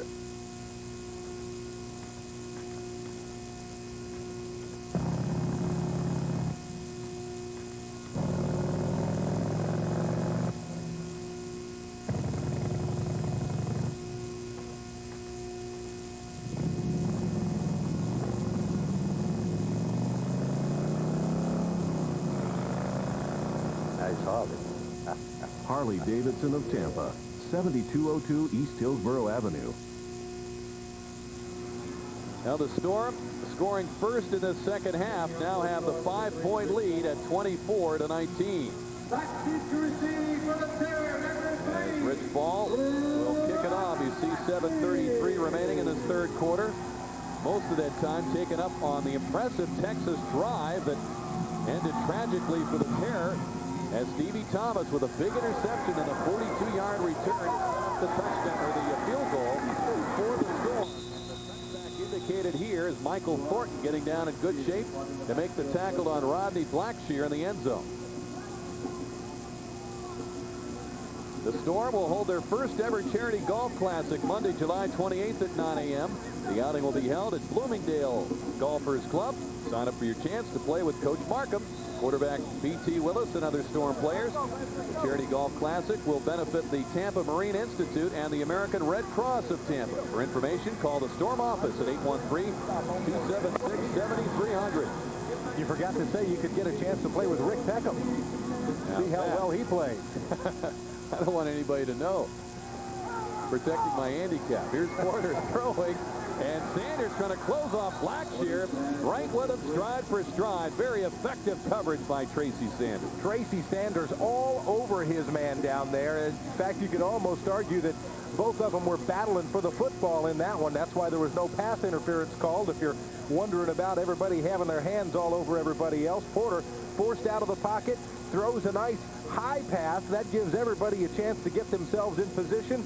And really, it was Blackshear who had to defend on that one, fearing an interception by Tracy Sanders. Now the tear overload the left side. Now they start Edwin Howard in motion. Over with a 5-step drop. He finds Holmes by himself near the sidelines, and he's forced out of bounds at the 20 by Worthman, as they pick up 15 yards on the play, a first down for Texas. Haven't heard a whole lot from Bernard Holmes tonight, and he's normally the man for this football team. Tells you what a good job the Tampa Bay Storm defense is doing, protecting and getting all over him, but he's wide open there at about the 12-yard line. He first encounters Antoine Worthman and is forced out of bounds. Holmes tonight, just a couple of catches for 22 yards. Porter fires, and he connects with Howard, the big 6'4", 210-pounder. It's going to take more than one to bring him down. That ball came loose. And apparently it's recovered by the Terror at the Storm 23-yard line as they pick up 7 yards. Do believe that ball had a little help coming loose. The Storm defensive backs really working on stripping the football. He makes the catch there, and you can see Tracy Perkins trying to get in and get a hand on it. He gets some help here. Lawrence Samuels comes around. Now it's Perkins who's just trying to rip the football out of his hand. Is successful finally, but Texas recovers the football. Here's Holmes circling back in motion. Looking for Holmes. He's down. Perkins closes, can't bring him down. Samuels rides him hard into the boards, but at the 2-yard line, a huge gain for Texas of 21 yards, and it sets up a 1st and goal. Tracy Perkins playing extremely well all night long, but that time Bernard Holmes just gave him a little look and ran right around Tracy Perkins, but he ends up paying for it. Look at the nice block there on Tony Jones. That's what lets Gary Porter get rid of the football. And on the receiving end, the nice catch by Bernard Holmes, and here comes the move right there. Just slips around Perkins, and look at the lick into the wall. Holmes definitely felt that one, but it puts the Terror at the 2. Well, the Terror trying to punch it in here. Porter looking for room, muscles it in as Worthman could not stop him. Howard was already engaging Antoine Worthman, and Porter on the 1-yard run scores. And he gives the Terror the lead at 25-24. Gary Porter, a big, tough guy out there, a lot of muscles, likes to run the football himself when he gets a chance. You can see here, he gets a couple of blocks, runs around the left side, runs right behind his big man. Number 84, that's Edwin Howard, helps him on in. And Texas takes the lead. And the kick is no good off the upright. In hockey, we'd say he hit the post. And that is not music to the ears of Richard DeFelice as it keeps the Terror up by just a point late in the 3rd. Malibu Grand Prix. Summer is sizzling, and so is the action at Malibu Grand Prix. We've got your ticket to serious summer fun, and it's racing your way at the best prices we've ever offered. So come on out and join the party. Save on everything at Malibu with our Super Fun Pass. Purchase it and receive an additional $50 in savings. Malibu Grand Prix, Nebraska, between Fletcher and Bears Avenue. Malibu Grand Prix.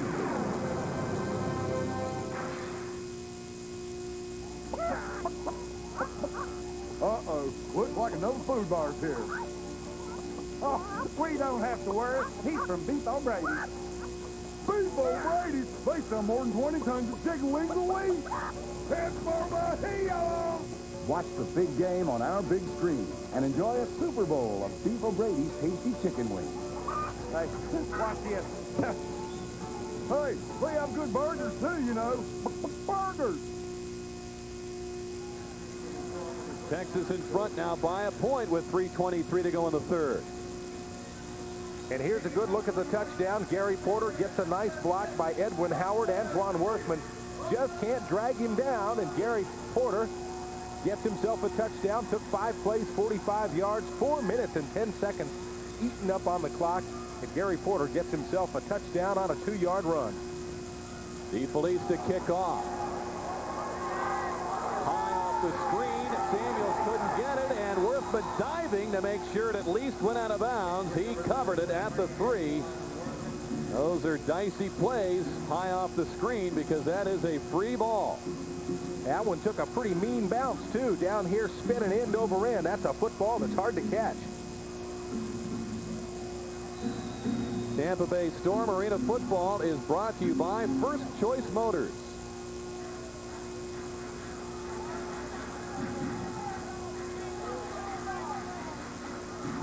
There are the numbers on P.T. Willis. He's 8 of 18, 129 yards and a touchdown so far tonight. Struggling just a bit, looking for another one. And he's got LaFrance at the 10. George looking for running room. And he's taken down to the 18-yard line. Demetrius Martin and company put a stop to LaFrance's progress there, but they pick up 15 yards on the completion. Tampa Bay averaging only 32 points per game, almost 33 points per game. That ranks them 13th in the league. Now, this is a team used to scoring at least 50 points a game.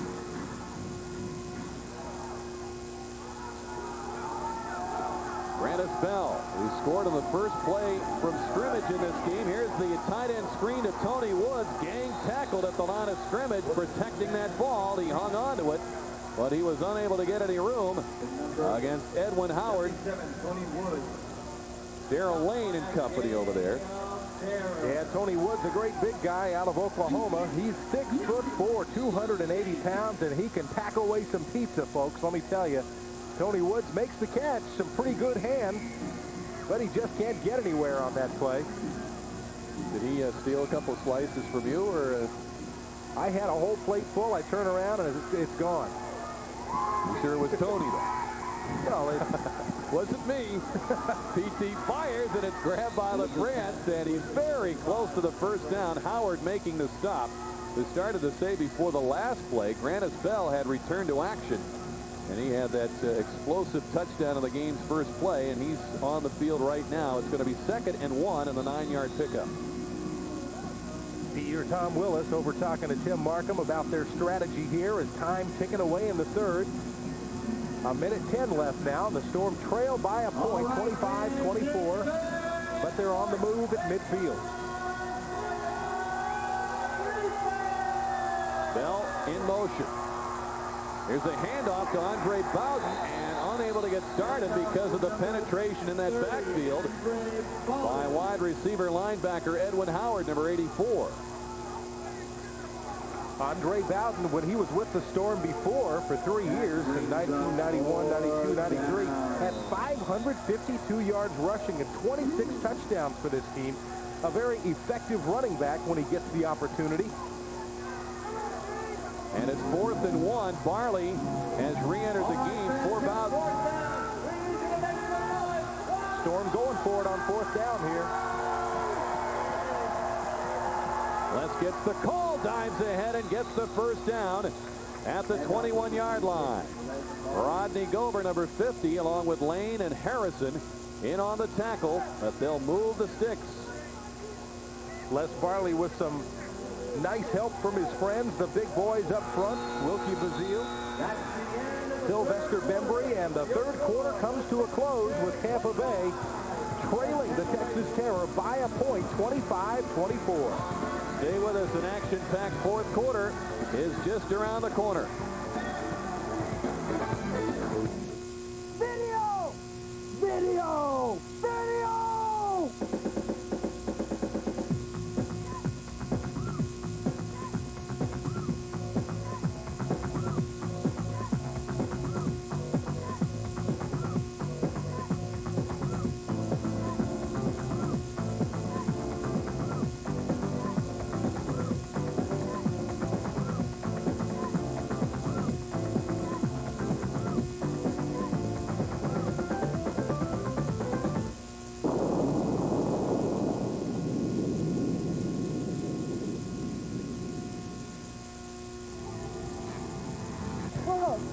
Rico and the Phillies think the Marlins are the chicken of the sea. But Lou and Florida say, sorry, Charlie. The Phillies fight the Marlins Friday night at 7 on Sunshine. Woo!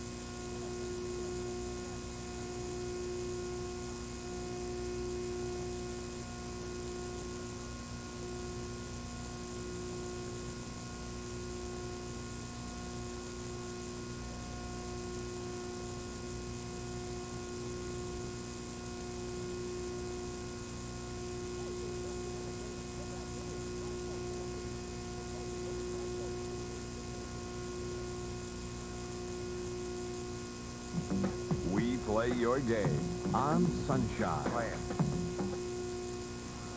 Welcome back to the Summit in Houston, Texas. Rick Peckham along with Jerry Johnson, our producer-director Bill Moore, associate producer Tom Barberi, bringing you tonight's game.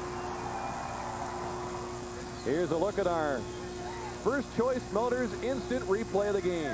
An awfully nice interception by Stevie Thomas. The Texas Terror poised to strike at about the 2-yard line, but Stevie Thomas steps in front of the pass and hauls it 42 yards. It leads to a Storm field goal and gave him a 24-19 lead at the time.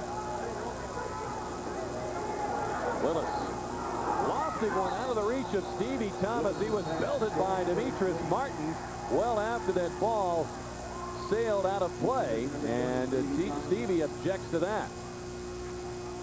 Let's have a look at our third quarter statistics. Tampa Bay only 8 first downs to Texas 12.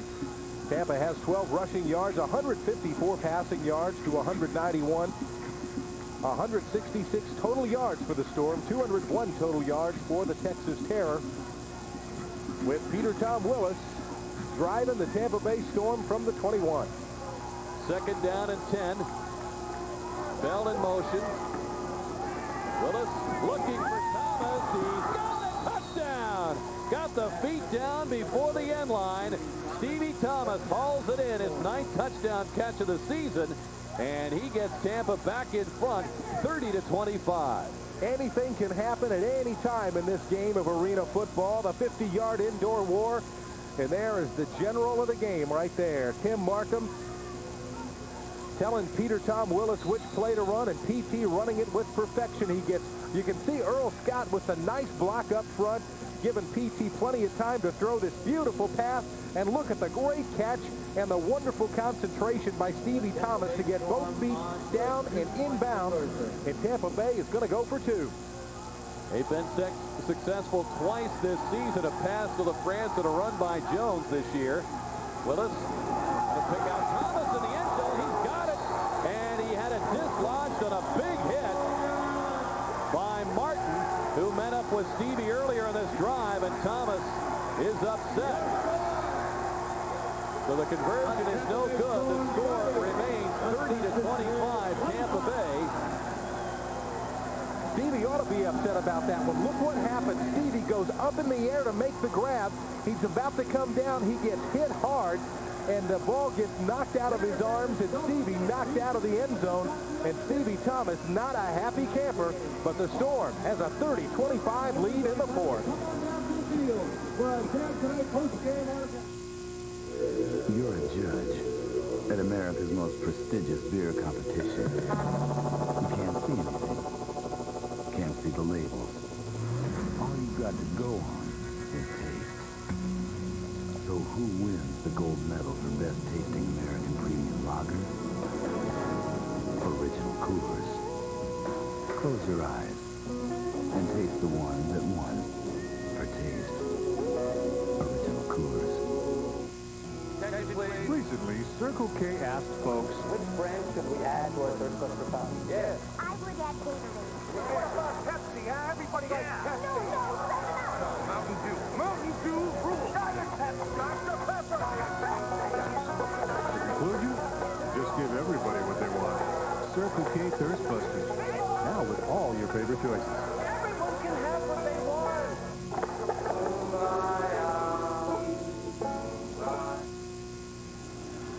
Dave Ewert's team 5 points down early here in the 4th. Tim Markham's club taking the lead over again on the first pass reception of the night by Stevie Thomas, the 21-yard touchdown pass. Rich Ball set to kick off. Here's our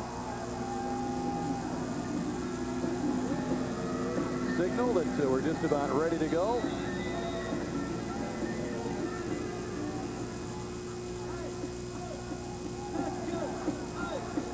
And the product of the University of Arizona, Rich Ball, gets plenty of foot into this one, high into the net. Paddle scoots to the 10, and he's tackled by Sylvester Bembry along with Farley, who might be shaken up once again. And they will mark it at the 13-yard line. Yeah, Les Barley down on his back at midfield down here, well, at about the 15-yard line. They'll go out and see what the deal is with Les. Pulled a hamstring earlier in the game. See if we can catch what happens to Les Barley. Tracy Sanders almost gets a hand on Cotto. Here comes Les across the middle.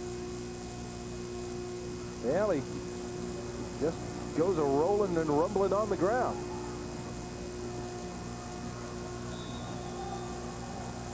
Here comes Les across there, makes the hit, goes down on his right knee, and comes rolling to a stop, but he's up. I think he might have had his bell rung. I think so. Is talking with trainer John Colt at this point. Well, during the month of July, the Storm will be giving away over $50,000 in prizes, including a Sea-Doo Wave Runner from Barney's Motorcycle and Marine. And on Saturday, July 26th, the Storm and Harley-Davidson of Tampa will give away a Harley-Davidson motorcycle.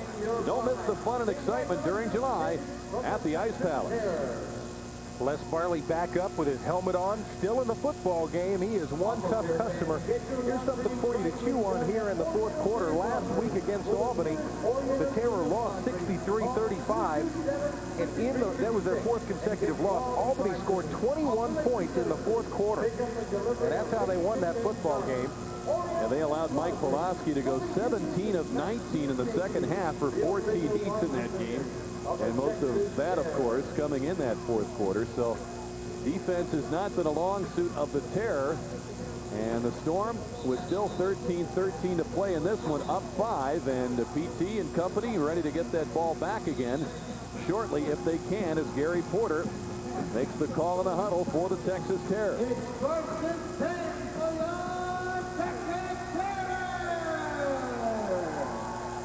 Motion man is Holmes. And Holmes takes the pass, and he's taken out of bounds at the 19-yard line by Tracy Perkins. A 6-yard pickup. It'll be 2nd and 4. The Storm defense definitely looking to play tight, but mistake-free. That has to be the key here as the clock begins to wind down. No mistakes. That's what Tim Markham really wants to see here from his Tampa Bay Storm football team. No mistakes. Porter is top 200 yards for the game, but the 3 interceptions certainly have hurt. Porter fires. Hill on the receiving end, forced out by Perkins. A first down for Texas at the Tampa Bay 21. Everybody trying to play very carefully here, including the Terror. They want everything to be very precise. They want to run crisp routes. The Tampa Bay defense wants some good, strong, wall-to-wall coverage on these guys. The Storm with a 5-point lead do not want to let this football game slip away. Desperately need to win this thing to stay alive in the battle for the playoffs. Terror have been able to move the ball effectively in the second half. We get a whistle on the hard count by Porter. That drew Barley offside. Let's see if anybody else moved. But the Terror moving the ball effectively in this half, but they have been prone to making the big mistake, much to the dismay of Dave Ewert, the young head coach. Doesn't look like the call is going to go his way from his reaction. What's been going on up front is Texas has a couple of linemen rocking back and forth just before the snap. Offside 46 on the defense. 3-yard penalty. And that in turn has been drawing Les Barley. Before the ball is snapped, Les thought he had another one there with the rocking lineman. But that call goes against the Storm and will move Texas down to about the 18-yard line.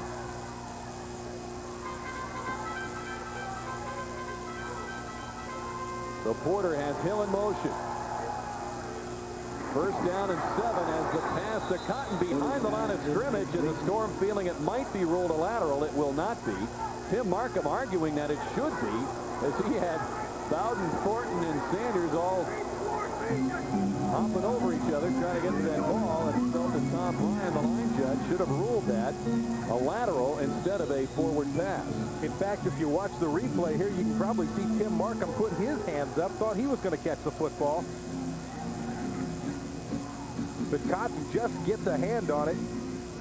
Yeah, that's pretty darn close there. Tim Markham trying to get out of the way over here on the sidelines, and that'll bring up Another down for Texas, second down. Plenty of pressure. Here's that middle screen to Chilcote. And he is sent flying, upended by Sanders amid make that 4 penalty markers hitting the turf as Chilcote came down hard at the 8-yard line. Let's see what this penalty's about. It would be a first down if the penalty is against Tampa Bay, but might be some holding against Chad Kofor down. Holding 77 on the offense, 8-yard penalty, repeat second down. Well, it was holding, but it was on Carlos Fowler. That one going in favor of the Storm.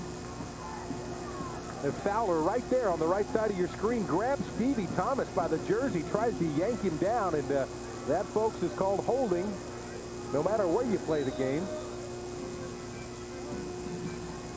And it pushes the Texas Terror back to about the 25-yard line and gives them a long way to go. Another mistake by the Terror that has benefited Tampa Bay. So it is now going to be second down, and it looks like 14. Porter fires one to Holmes, and Sanders wraps him up. The whistle blows as he goes down ultimately at the 17-yard line. And he will be short of the first down. It's going to bring up a third, and depending on where they mark him, about 6 yards to go. Make it about 3rd and 5. Gary Porter has really learned to get rid of the ball before Les Barley gets to him back there, because Les has really been supplying a tremendous amount of pressure up front. Almost a face mask right there. Hey, you can even see Tracy Sanders looking at the official. Ball just tipped a little bit. Watch the hand go to the face. Here's Porter lofty one in the end zone. Perkins nearly intercepted it. Hill prevented that from happening as Perkins made sure that Lloyd Hill had no chance of making the reception. And Perkins has had a crack at 3 interceptions tonight. He does have 1, and he returned that for a touchdown. A nice look at Tracy Perkins way out front, acting as the receiver instead of the defensive player there. But Tracy Perkins almost had himself another pick tonight. Brings up 4th down for Texas. Perkins putting on a good show for the folks here in Houston. A lot of family and friends on hand from the Houston area and went to school at Lamar University. Here's Porter on 4th down, looking toward the end zone, and Perkins got a hand on that, incomplete. And the ball belongs to Tampa Bay at the 17-yard line. Holmes, the intended receiver. That's called a pass defended, and it will be just as good as an interception on that play for Tampa Bay. Porter gets some good protection there by his line. And look at Tracy Perkins way up in the air, just tips the football out of the end zone, out of the hands of Bernard Holmes. Another look at it from this angle. Both of them trying to get a hand on the ball. Neither one of them could. Tracy Perkins has played a whale of a football game tonight for the Storm. P.T. Willis in the offense. Go to work with a 5-point lead. 8:37 to go here in the ball game. Grandis Bell on the reception. And he's down near midfield. He'll be a couple of yards short of the first down. But the Storm off to a good start on this possession. Sure would like to score another touchdown or two. You can see Earl Scott, that 300-pound new addition to the Storm line, giving PT some time to find Grandis Bell. And Grandis holding on to the football as he gets rolled to the turf just shy of the 25-yard line. The clock ticking away. PT 181 yards, 13 completions, a pair of touchdowns. He'd like to have another one. He's got Stevie Thomas in motion. Fires to Stevie in the out pattern. He's taken down by Cotto Cotton at the 10-yard line as the Storm rack up another first down. Moving it quickly in deep in Texas territory. They'll mark him at the 11. A nice catch by Stevie Thomas, and I think a little mistake there by Cotto Cotton. He runs up to Stevie Thomas, and just before the ball is caught, he kind of pulls up a little bit, almost slowed down just enough to let Stevie catch the ball. Maybe if he had wanted it just a little bit more, he would have stuck a big hand out there, knocked the ball away. But instead, it's a nice pickup for the Storm. The pitch to Andre Bowden. Cuts it back, and he scrambles to get to the 2-yard line. He gains 9 yards on the carry. Andre Bowden, who of course has the club record for most yards gained in a season and for a career in Storm history. Here, Andre Bowden with a nice run. He gets a block right there up front. Gets about 3 of them, in fact, and gets the Storm all the way down to about the 2-yard line. Andre Bowden back in his first game with the Storm. Look at all those awesome Andre records. Carries, rushing yards. He's got it again. He stopped just short of the goal line. Perhaps a gain of 1 there. Martin involved in the play defensively for the Terror. Let's get another look at all these. 85 carries in a season, 308 yards rushing, 15 touchdowns, 72 yards rushing in a single game. And on the other side of the ball, 7 sacks in a season. Andre Bowden owns 10 records for the Tampa Bay Storm. And tonight making his presence felt in his first game back with his old ball club. They're taking a measurement here. They measure for the first down, and they've got it by the nose of the ball. It's 1st and goal from the 1. Tampa Bay up close. They've liked the run here the last few plays. Let's see if they just go ahead and stick with it. Give the football to Andre Bowden. Les Barley comes off the field onto the bench. Les has played a good game tonight. He's been a hurting puppy, but he's been out there grinding away. Bowden, the lone setback. LaFrance, the motion man. And Bowden trying to follow the block of Stevie Thomas. Gets it near the goal line, but he was tackled by Lloyd Hill on good penetration into that backfield. And he's going to be just short. It'll be 2nd and goal. Andre Bowden got off to the left side of the line, got a good block. Had his knee down on the ground and tried to stick it out through there. You can see in the all-time rushing leaders, Les Barley, the all-time rushing leader in the AFL with 876 yards. Andre Bowden down there with 552 yards in his career. 2nd and goal. Bowden again, the call. Going to muscle it in. Plenty of members of the Terror there to try to stop him. He dives across, and on the 2nd and 3rd effort, it's a Tampa Bay Storm touchdown with a penalty marker down. What an effort by Andre Bowden, who left the Storm to join the New Orleans Saints back in 1994. On the offense, no tight end declared. 3-yard penalty. Repeat, 2nd down. A tough mistake there for Tim Markham to swallow, as, of course, in each play, the tight end has to raise his hand, declare himself to the defense and to the officials. That did not happen. As a result, the 3-yard penalty wipes out the touchdown, and it will bring it back to the 4-yard line. And it will be 2nd and goal once again. But Bowden had spent the last couple of years with the New England Patriots. He was on IR most of last season, and then, as Jerry pointed out, this year in the World League in Frankfurt, Germany. Now Willis looks to throw.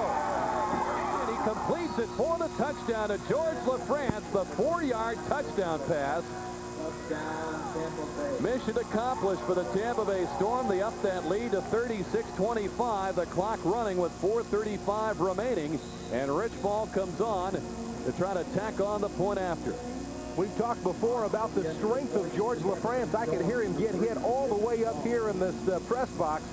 George LaFrance with the great catch, and he takes the solid lick right there, but he wraps both those strong arms around the football, gives the Storm the lead. Rich Ball comes in, makes the extra point good, and Tampa Bay now takes a 37-25 lead with 4 minutes and 13 seconds left here in Houston.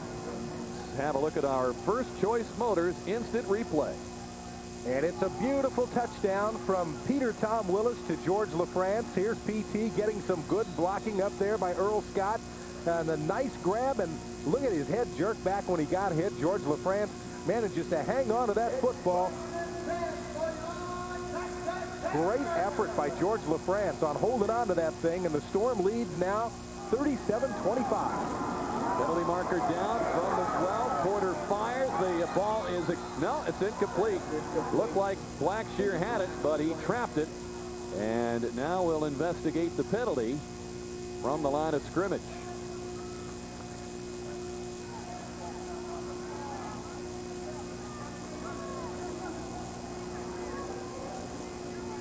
Jack Baker explaining the options to Edwin Howard.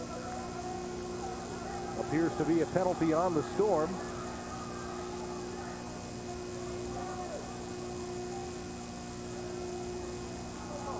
Illegal defense, stacking by the linebackers, 5-yard penalty, first down. What happened there, one of the linebackers lined up directly behind one of the defensive linemen. That's not allowed. He has got to line up in the gap.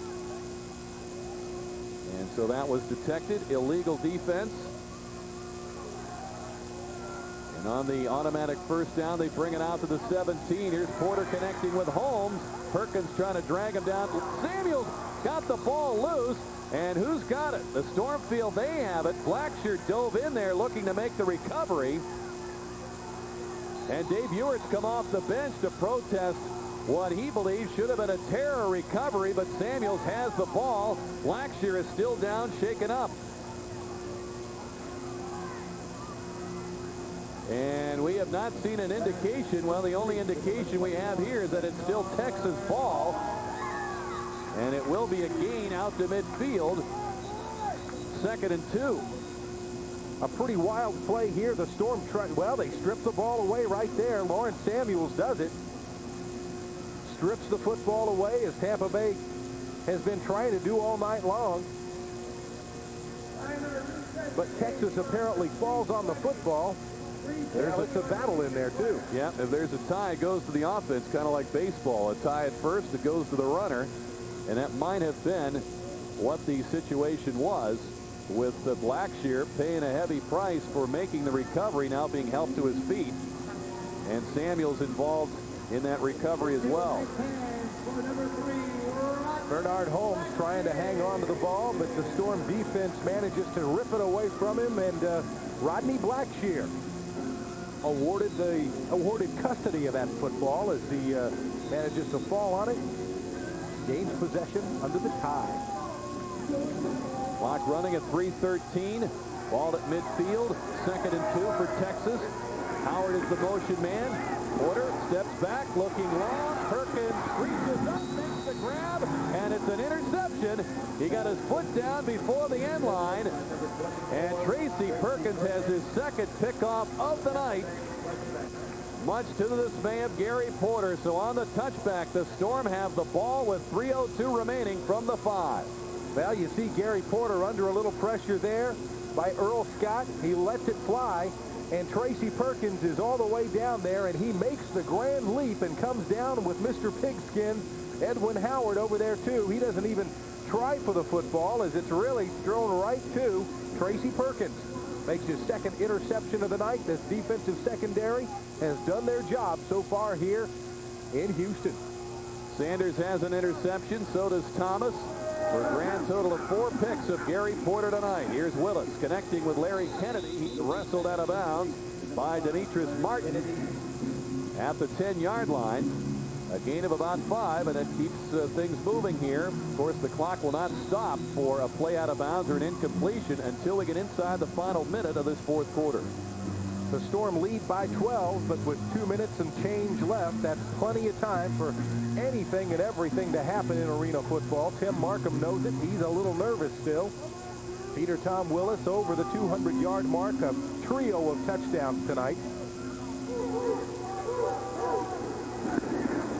BT back to throw, firing, and connecting. Samuels escapes the clutches of Billy Mitchell and is taken down to the Texas 16-yard line by Howard. A huge gain for the Storm and a first down as they continue to march.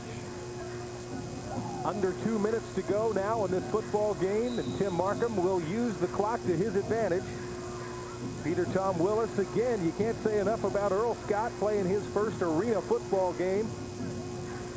Hanging on up front, making things happen. Lawrence Samuels with the nice grab. Got to give this guy a lot of credit for plenty of strength there.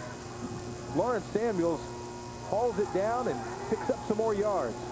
That play good for 24 yards. Farley cuts it back and it comes down to the 14-yard line, tackled by Rodney Gover, number 50. A pickup of 2. Texas will use their first of 3 timeouts in the second half.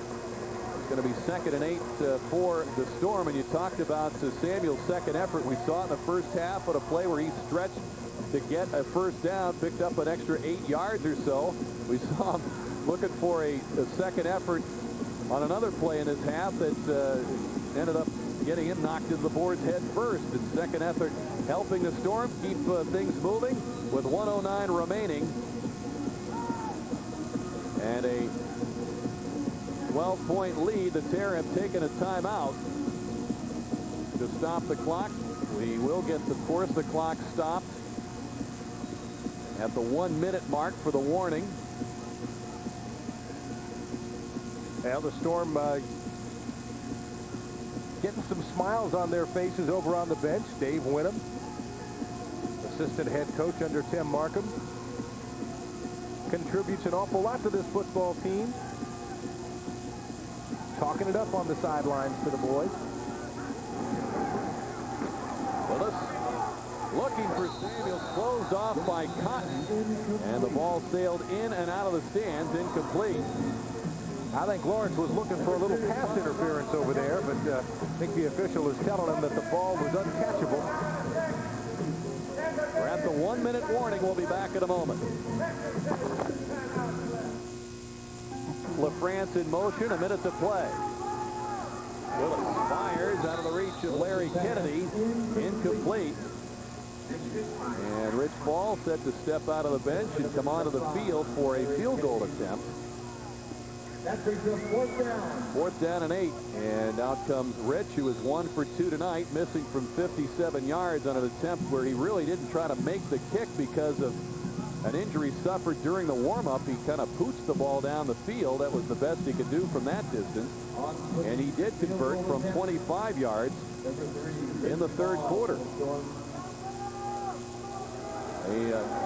Spot this one at the 22. It's a 30-yard attempt. We get some motion in the line, and a flag goes flying.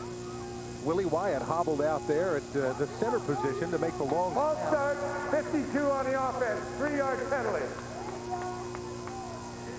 Little mistake there by Earl Scott. Understandable for him, playing his first arena football game tonight. Has done a good job otherwise.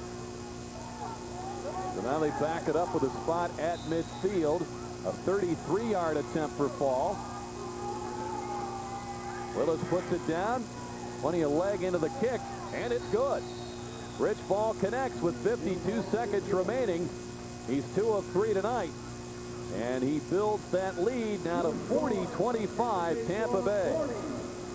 We'll be back with the closing moments of tonight's game in just a moment.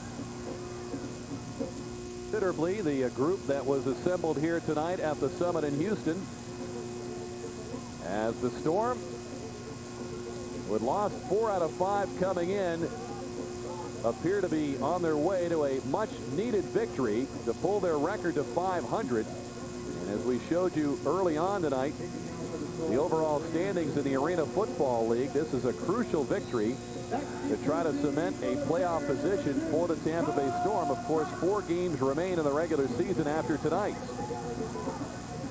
And you still need some help from other teams to try to knock off some of the clubs who are competing with you for a spot. Otto Cotton picking the ball up off the turf, and he runs into Tony Woods at the 7-yard line. Well, that Cotton, 190 pounds, but he packs a punch. Tony Woods there to bring him to an abrupt halt at the 7. Yeah, Cotton, a pretty feisty little fella out there when he's running head first into a great big guy like Tony Woods, and just kind of bounces up, shakes a leg, and says, let's go do it again. Well, young Gary Porter in his first season in the Arena Football League, his second start. Clint Dalzell is expected to miss 1 more game because of a fractured foot before he is expected to come back. Spun around after the catch by Sanders. Kennedy finishes him off at the 19-yard line. And they pick up 12. They get a first down, and they'll use the second of their 3 allotted timeouts. So the Storm holding on to a 15-point lead now with 43.5 seconds to go from the cemetery, otherwise known as the Summit, here in Houston. And for the 3rd consecutive game, Tampa Bay has managed to terrorize the Texas Terror. Beat him a couple times last year, looking to extend that streak to 3 in a row. Always good for a team like the Storm to come to the state of Texas and come out with a victory. Of course, head coach Tim Markham, a native of Snyder, Texas. Woody Kern makes his home in Texas. Tom Rossley, assistant offensive coach from the Dallas area. Plenty of family and friends on hand, certainly for players as well, like Tracy Perkins. As we look at the road record for the Storm, they'll push it up over the 500 mark with a win tonight. They'll be at 3-2. Always a franchise that has found success on the road. Gary Porter has Howard in motion, looking for the big guy. Falls out of bounds to save time. Is ruled out at the 18-yard line with 38.9 seconds remaining and a first down for the Terror. Find it a bit interesting that Tampa Bay is managing to win this football game with having scored only 40 points, averaging only about 38 points a game this year. Not very good for a Storm team that's accustomed to scoring much more. They've scored 50 points 35 times, and they've won 32 of them. Here's the pass back to Cotto Cotton, and he races ahead before he's knocked down by Samuels and Kennedy at the 7-yard line. And he will pick up another Texas first down on the gain of 11. It'll be first down and goal. The clock at 31 seconds and counting. Porter fires, and it's off the hands of Cotton and out of bounds. The clock will now stop with 23.8 seconds to go. So that would certainly give the Tampa Bay defense plenty of credit. The offense scoring 40 points when they're accustomed to scoring much more. It means the defense is playing an awfully good football game. They did it a couple of weeks ago at home in winning there, shutting down New York. Tonight they do it here in Texas. 4 interceptions for Tampa Bay tonight. Here's the pass for Howard. He's got a touchdown over the shoulder of Perkins. A 7-yard touchdown pass from Porter to Howard, and that cuts the lead to 40-31 with 21.1 remaining. Yeah, Tampa Bay really didn't want to give that one up, but at this point in the game, unless something phenomenal happens in the favor of Texas, it's not going to affect the outcome here. It was a well-executed play. Howard pulls it down to the end zone, followed closely by Tracy Perkins, and Texas will go for 2. Once again, they like to look for homes in these situations. They've even tried to play on a conversion where they threw the pass into the net and tried to bank it to him. Let's see what Porter does here. He throws looking for Howard, and it's incomplete. Good coverage by Perkins, and they fail on the 2-point conversion attempt, and it's now 40-31 and 21.1 remaining. Tracy Perkins again with the coverage. He's had a whale of a night. Plenty of friends and relatives on hand here tonight to watch him play this ball game in Houston. Tracy Perkins has come up with a pair of interceptions. The entire Storm secondary has 4 tonight. Well, Stevie Thomas, a linebacker. I guess that's not exactly the secondary, but in any case, the Storm defense picks off Gary Porter 4 times tonight. There's the part of the Storm crew making the trip out here to Texas. Got their Sunshine Network signs. It's always good to see. Oh, yeah. So the trip worthwhile for several Storm fans who have made the trek out here to Houston on the holiday weekend. As we look at Big Frank, the mascot of the Terror. There's Joe Lohr discussing the merits of Tampa Bay's effort tonight. And a couple of seats down, Amy Markham, the wife of head coach Tim Markham of the Storm. This is a huge win for Tampa Bay. They come on the road. You know, they really have played better on the road this year than they have at home. In all honesty, Peter Tom Willis has played better on the road. As has the rest of the team. It's The snowball effect. He gets more time. He's more efficient. The patterns are sharper. Onside kick, and it's taken by Samuels. Down he goes hard off the collision with Tarkowski. But the Storm do get the ball at the 15-yard line. More proof of the toughness of Lawrence Samuels. Has to go up in the air to get that football. It comes down hard on his left elbow. Gets up. Jerry, you bring up an interesting point, though, how they have played better. It's the snowball effect. He gets more time. He's more efficient. The patterns are sharper. Onside kick, and it's taken by Samuels. Down he goes hard off the collision with Tarkowski. But the Storm do get the ball at the 15-yard line. More proof of the toughness of Lawrence Samuels. Has to go up in the air to get that football. It comes down hard on his left elbow. Gets up. Jerry, you bring up an interesting point, though, how they have played better on the road, because now the challenge is they have got to find a way to get sharper at home at the Ice Palace. They're home against the Piranhas next Saturday at 7:30. Then they've got Iowa coming in on the 19th, and a game against the Florida Bobcats on the 26th. The 3 of their last 4 will be at the Ice Palace. Barley on the carry with 15 seconds remaining. And Texas will use its last timeout with 12.9 to go. And you know, that playing well on the road really might be a good thing for this football team, because even though they play their next 3 at home, if they manage to win at least 2 of those games, Iowa Barnstormers going to be an awfully tough team. They'll be looking for a little revenge from this Storm team. Beat them last year in the Arena Bowl Finals. Tampa Bay did.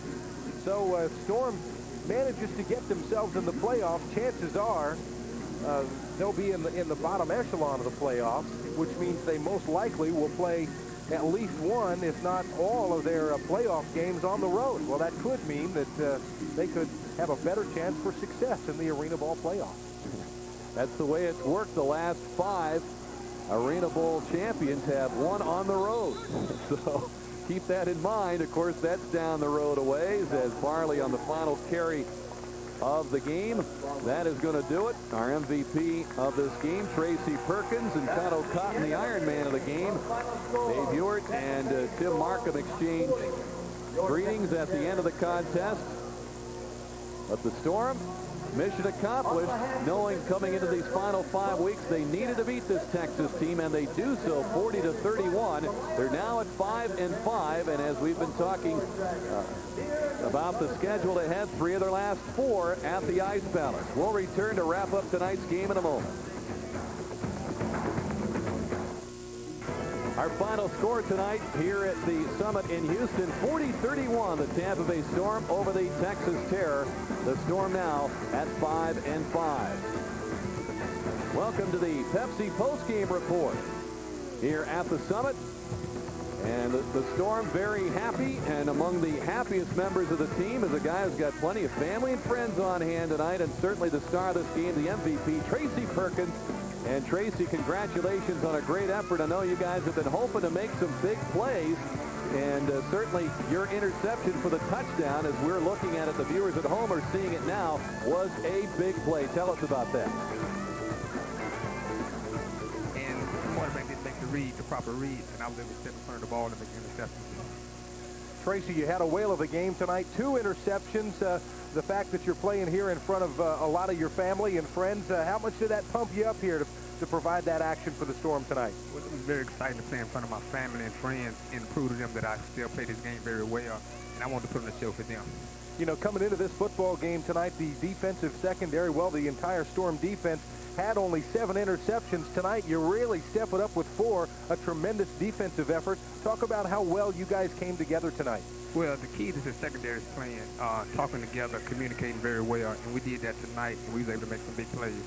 Now, we've talked in the past, Tracy, about one of the keys in making interceptions is keeping contact with a quarterback's eyes. Was that something that helped you out in a number of plays tonight? It helped me out on several plays, and I was able to read the quarterback's eyes. He wasn't doing a good job of looking off the receivers, and the routes they run, we see those every day in practice, and I was able to step in front of a couple of passes. As you look ahead, you've got 3 of the last 4 games at home. What's going to be the key now to finding the successful formula for you guys at the Ice Palace? Well, at the Ice Palace, we like to get more fan support and get on our side. But as far as the team is concerned, we need to come together, communicate more. The defense has been playing, I think, well all year, and we come together as an offensive team. I think we'll do okay in going through the playoffs. Well, Tracy, certainly you guys have come back home now in those final 4 weeks with the momentum off this victory, and the best of luck to you in continuing that momentum and cementing that playoff spot and perhaps getting a home seed here. Thank you very much, and hopefully things will go well and we can go and win these next 4 games and hopefully have a home playoff game. All right, Tracy Perkins, our star of the game, as he had a couple of picks tonight.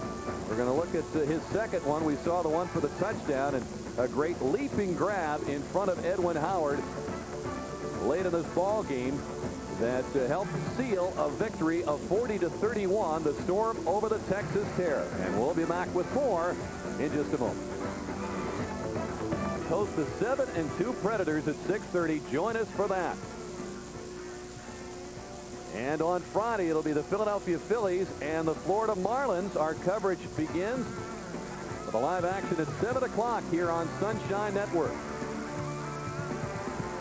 Well, our thanks to the Storm organization for helping us in our coverage of the team this season. Everybody at Sunshine Network, it has been a lot of fun in covering this football team. We look forward to the Storm going on to the playoffs and the success that they're used to going on to the Arena Bowl Championship. They win tonight by the count of 40-31.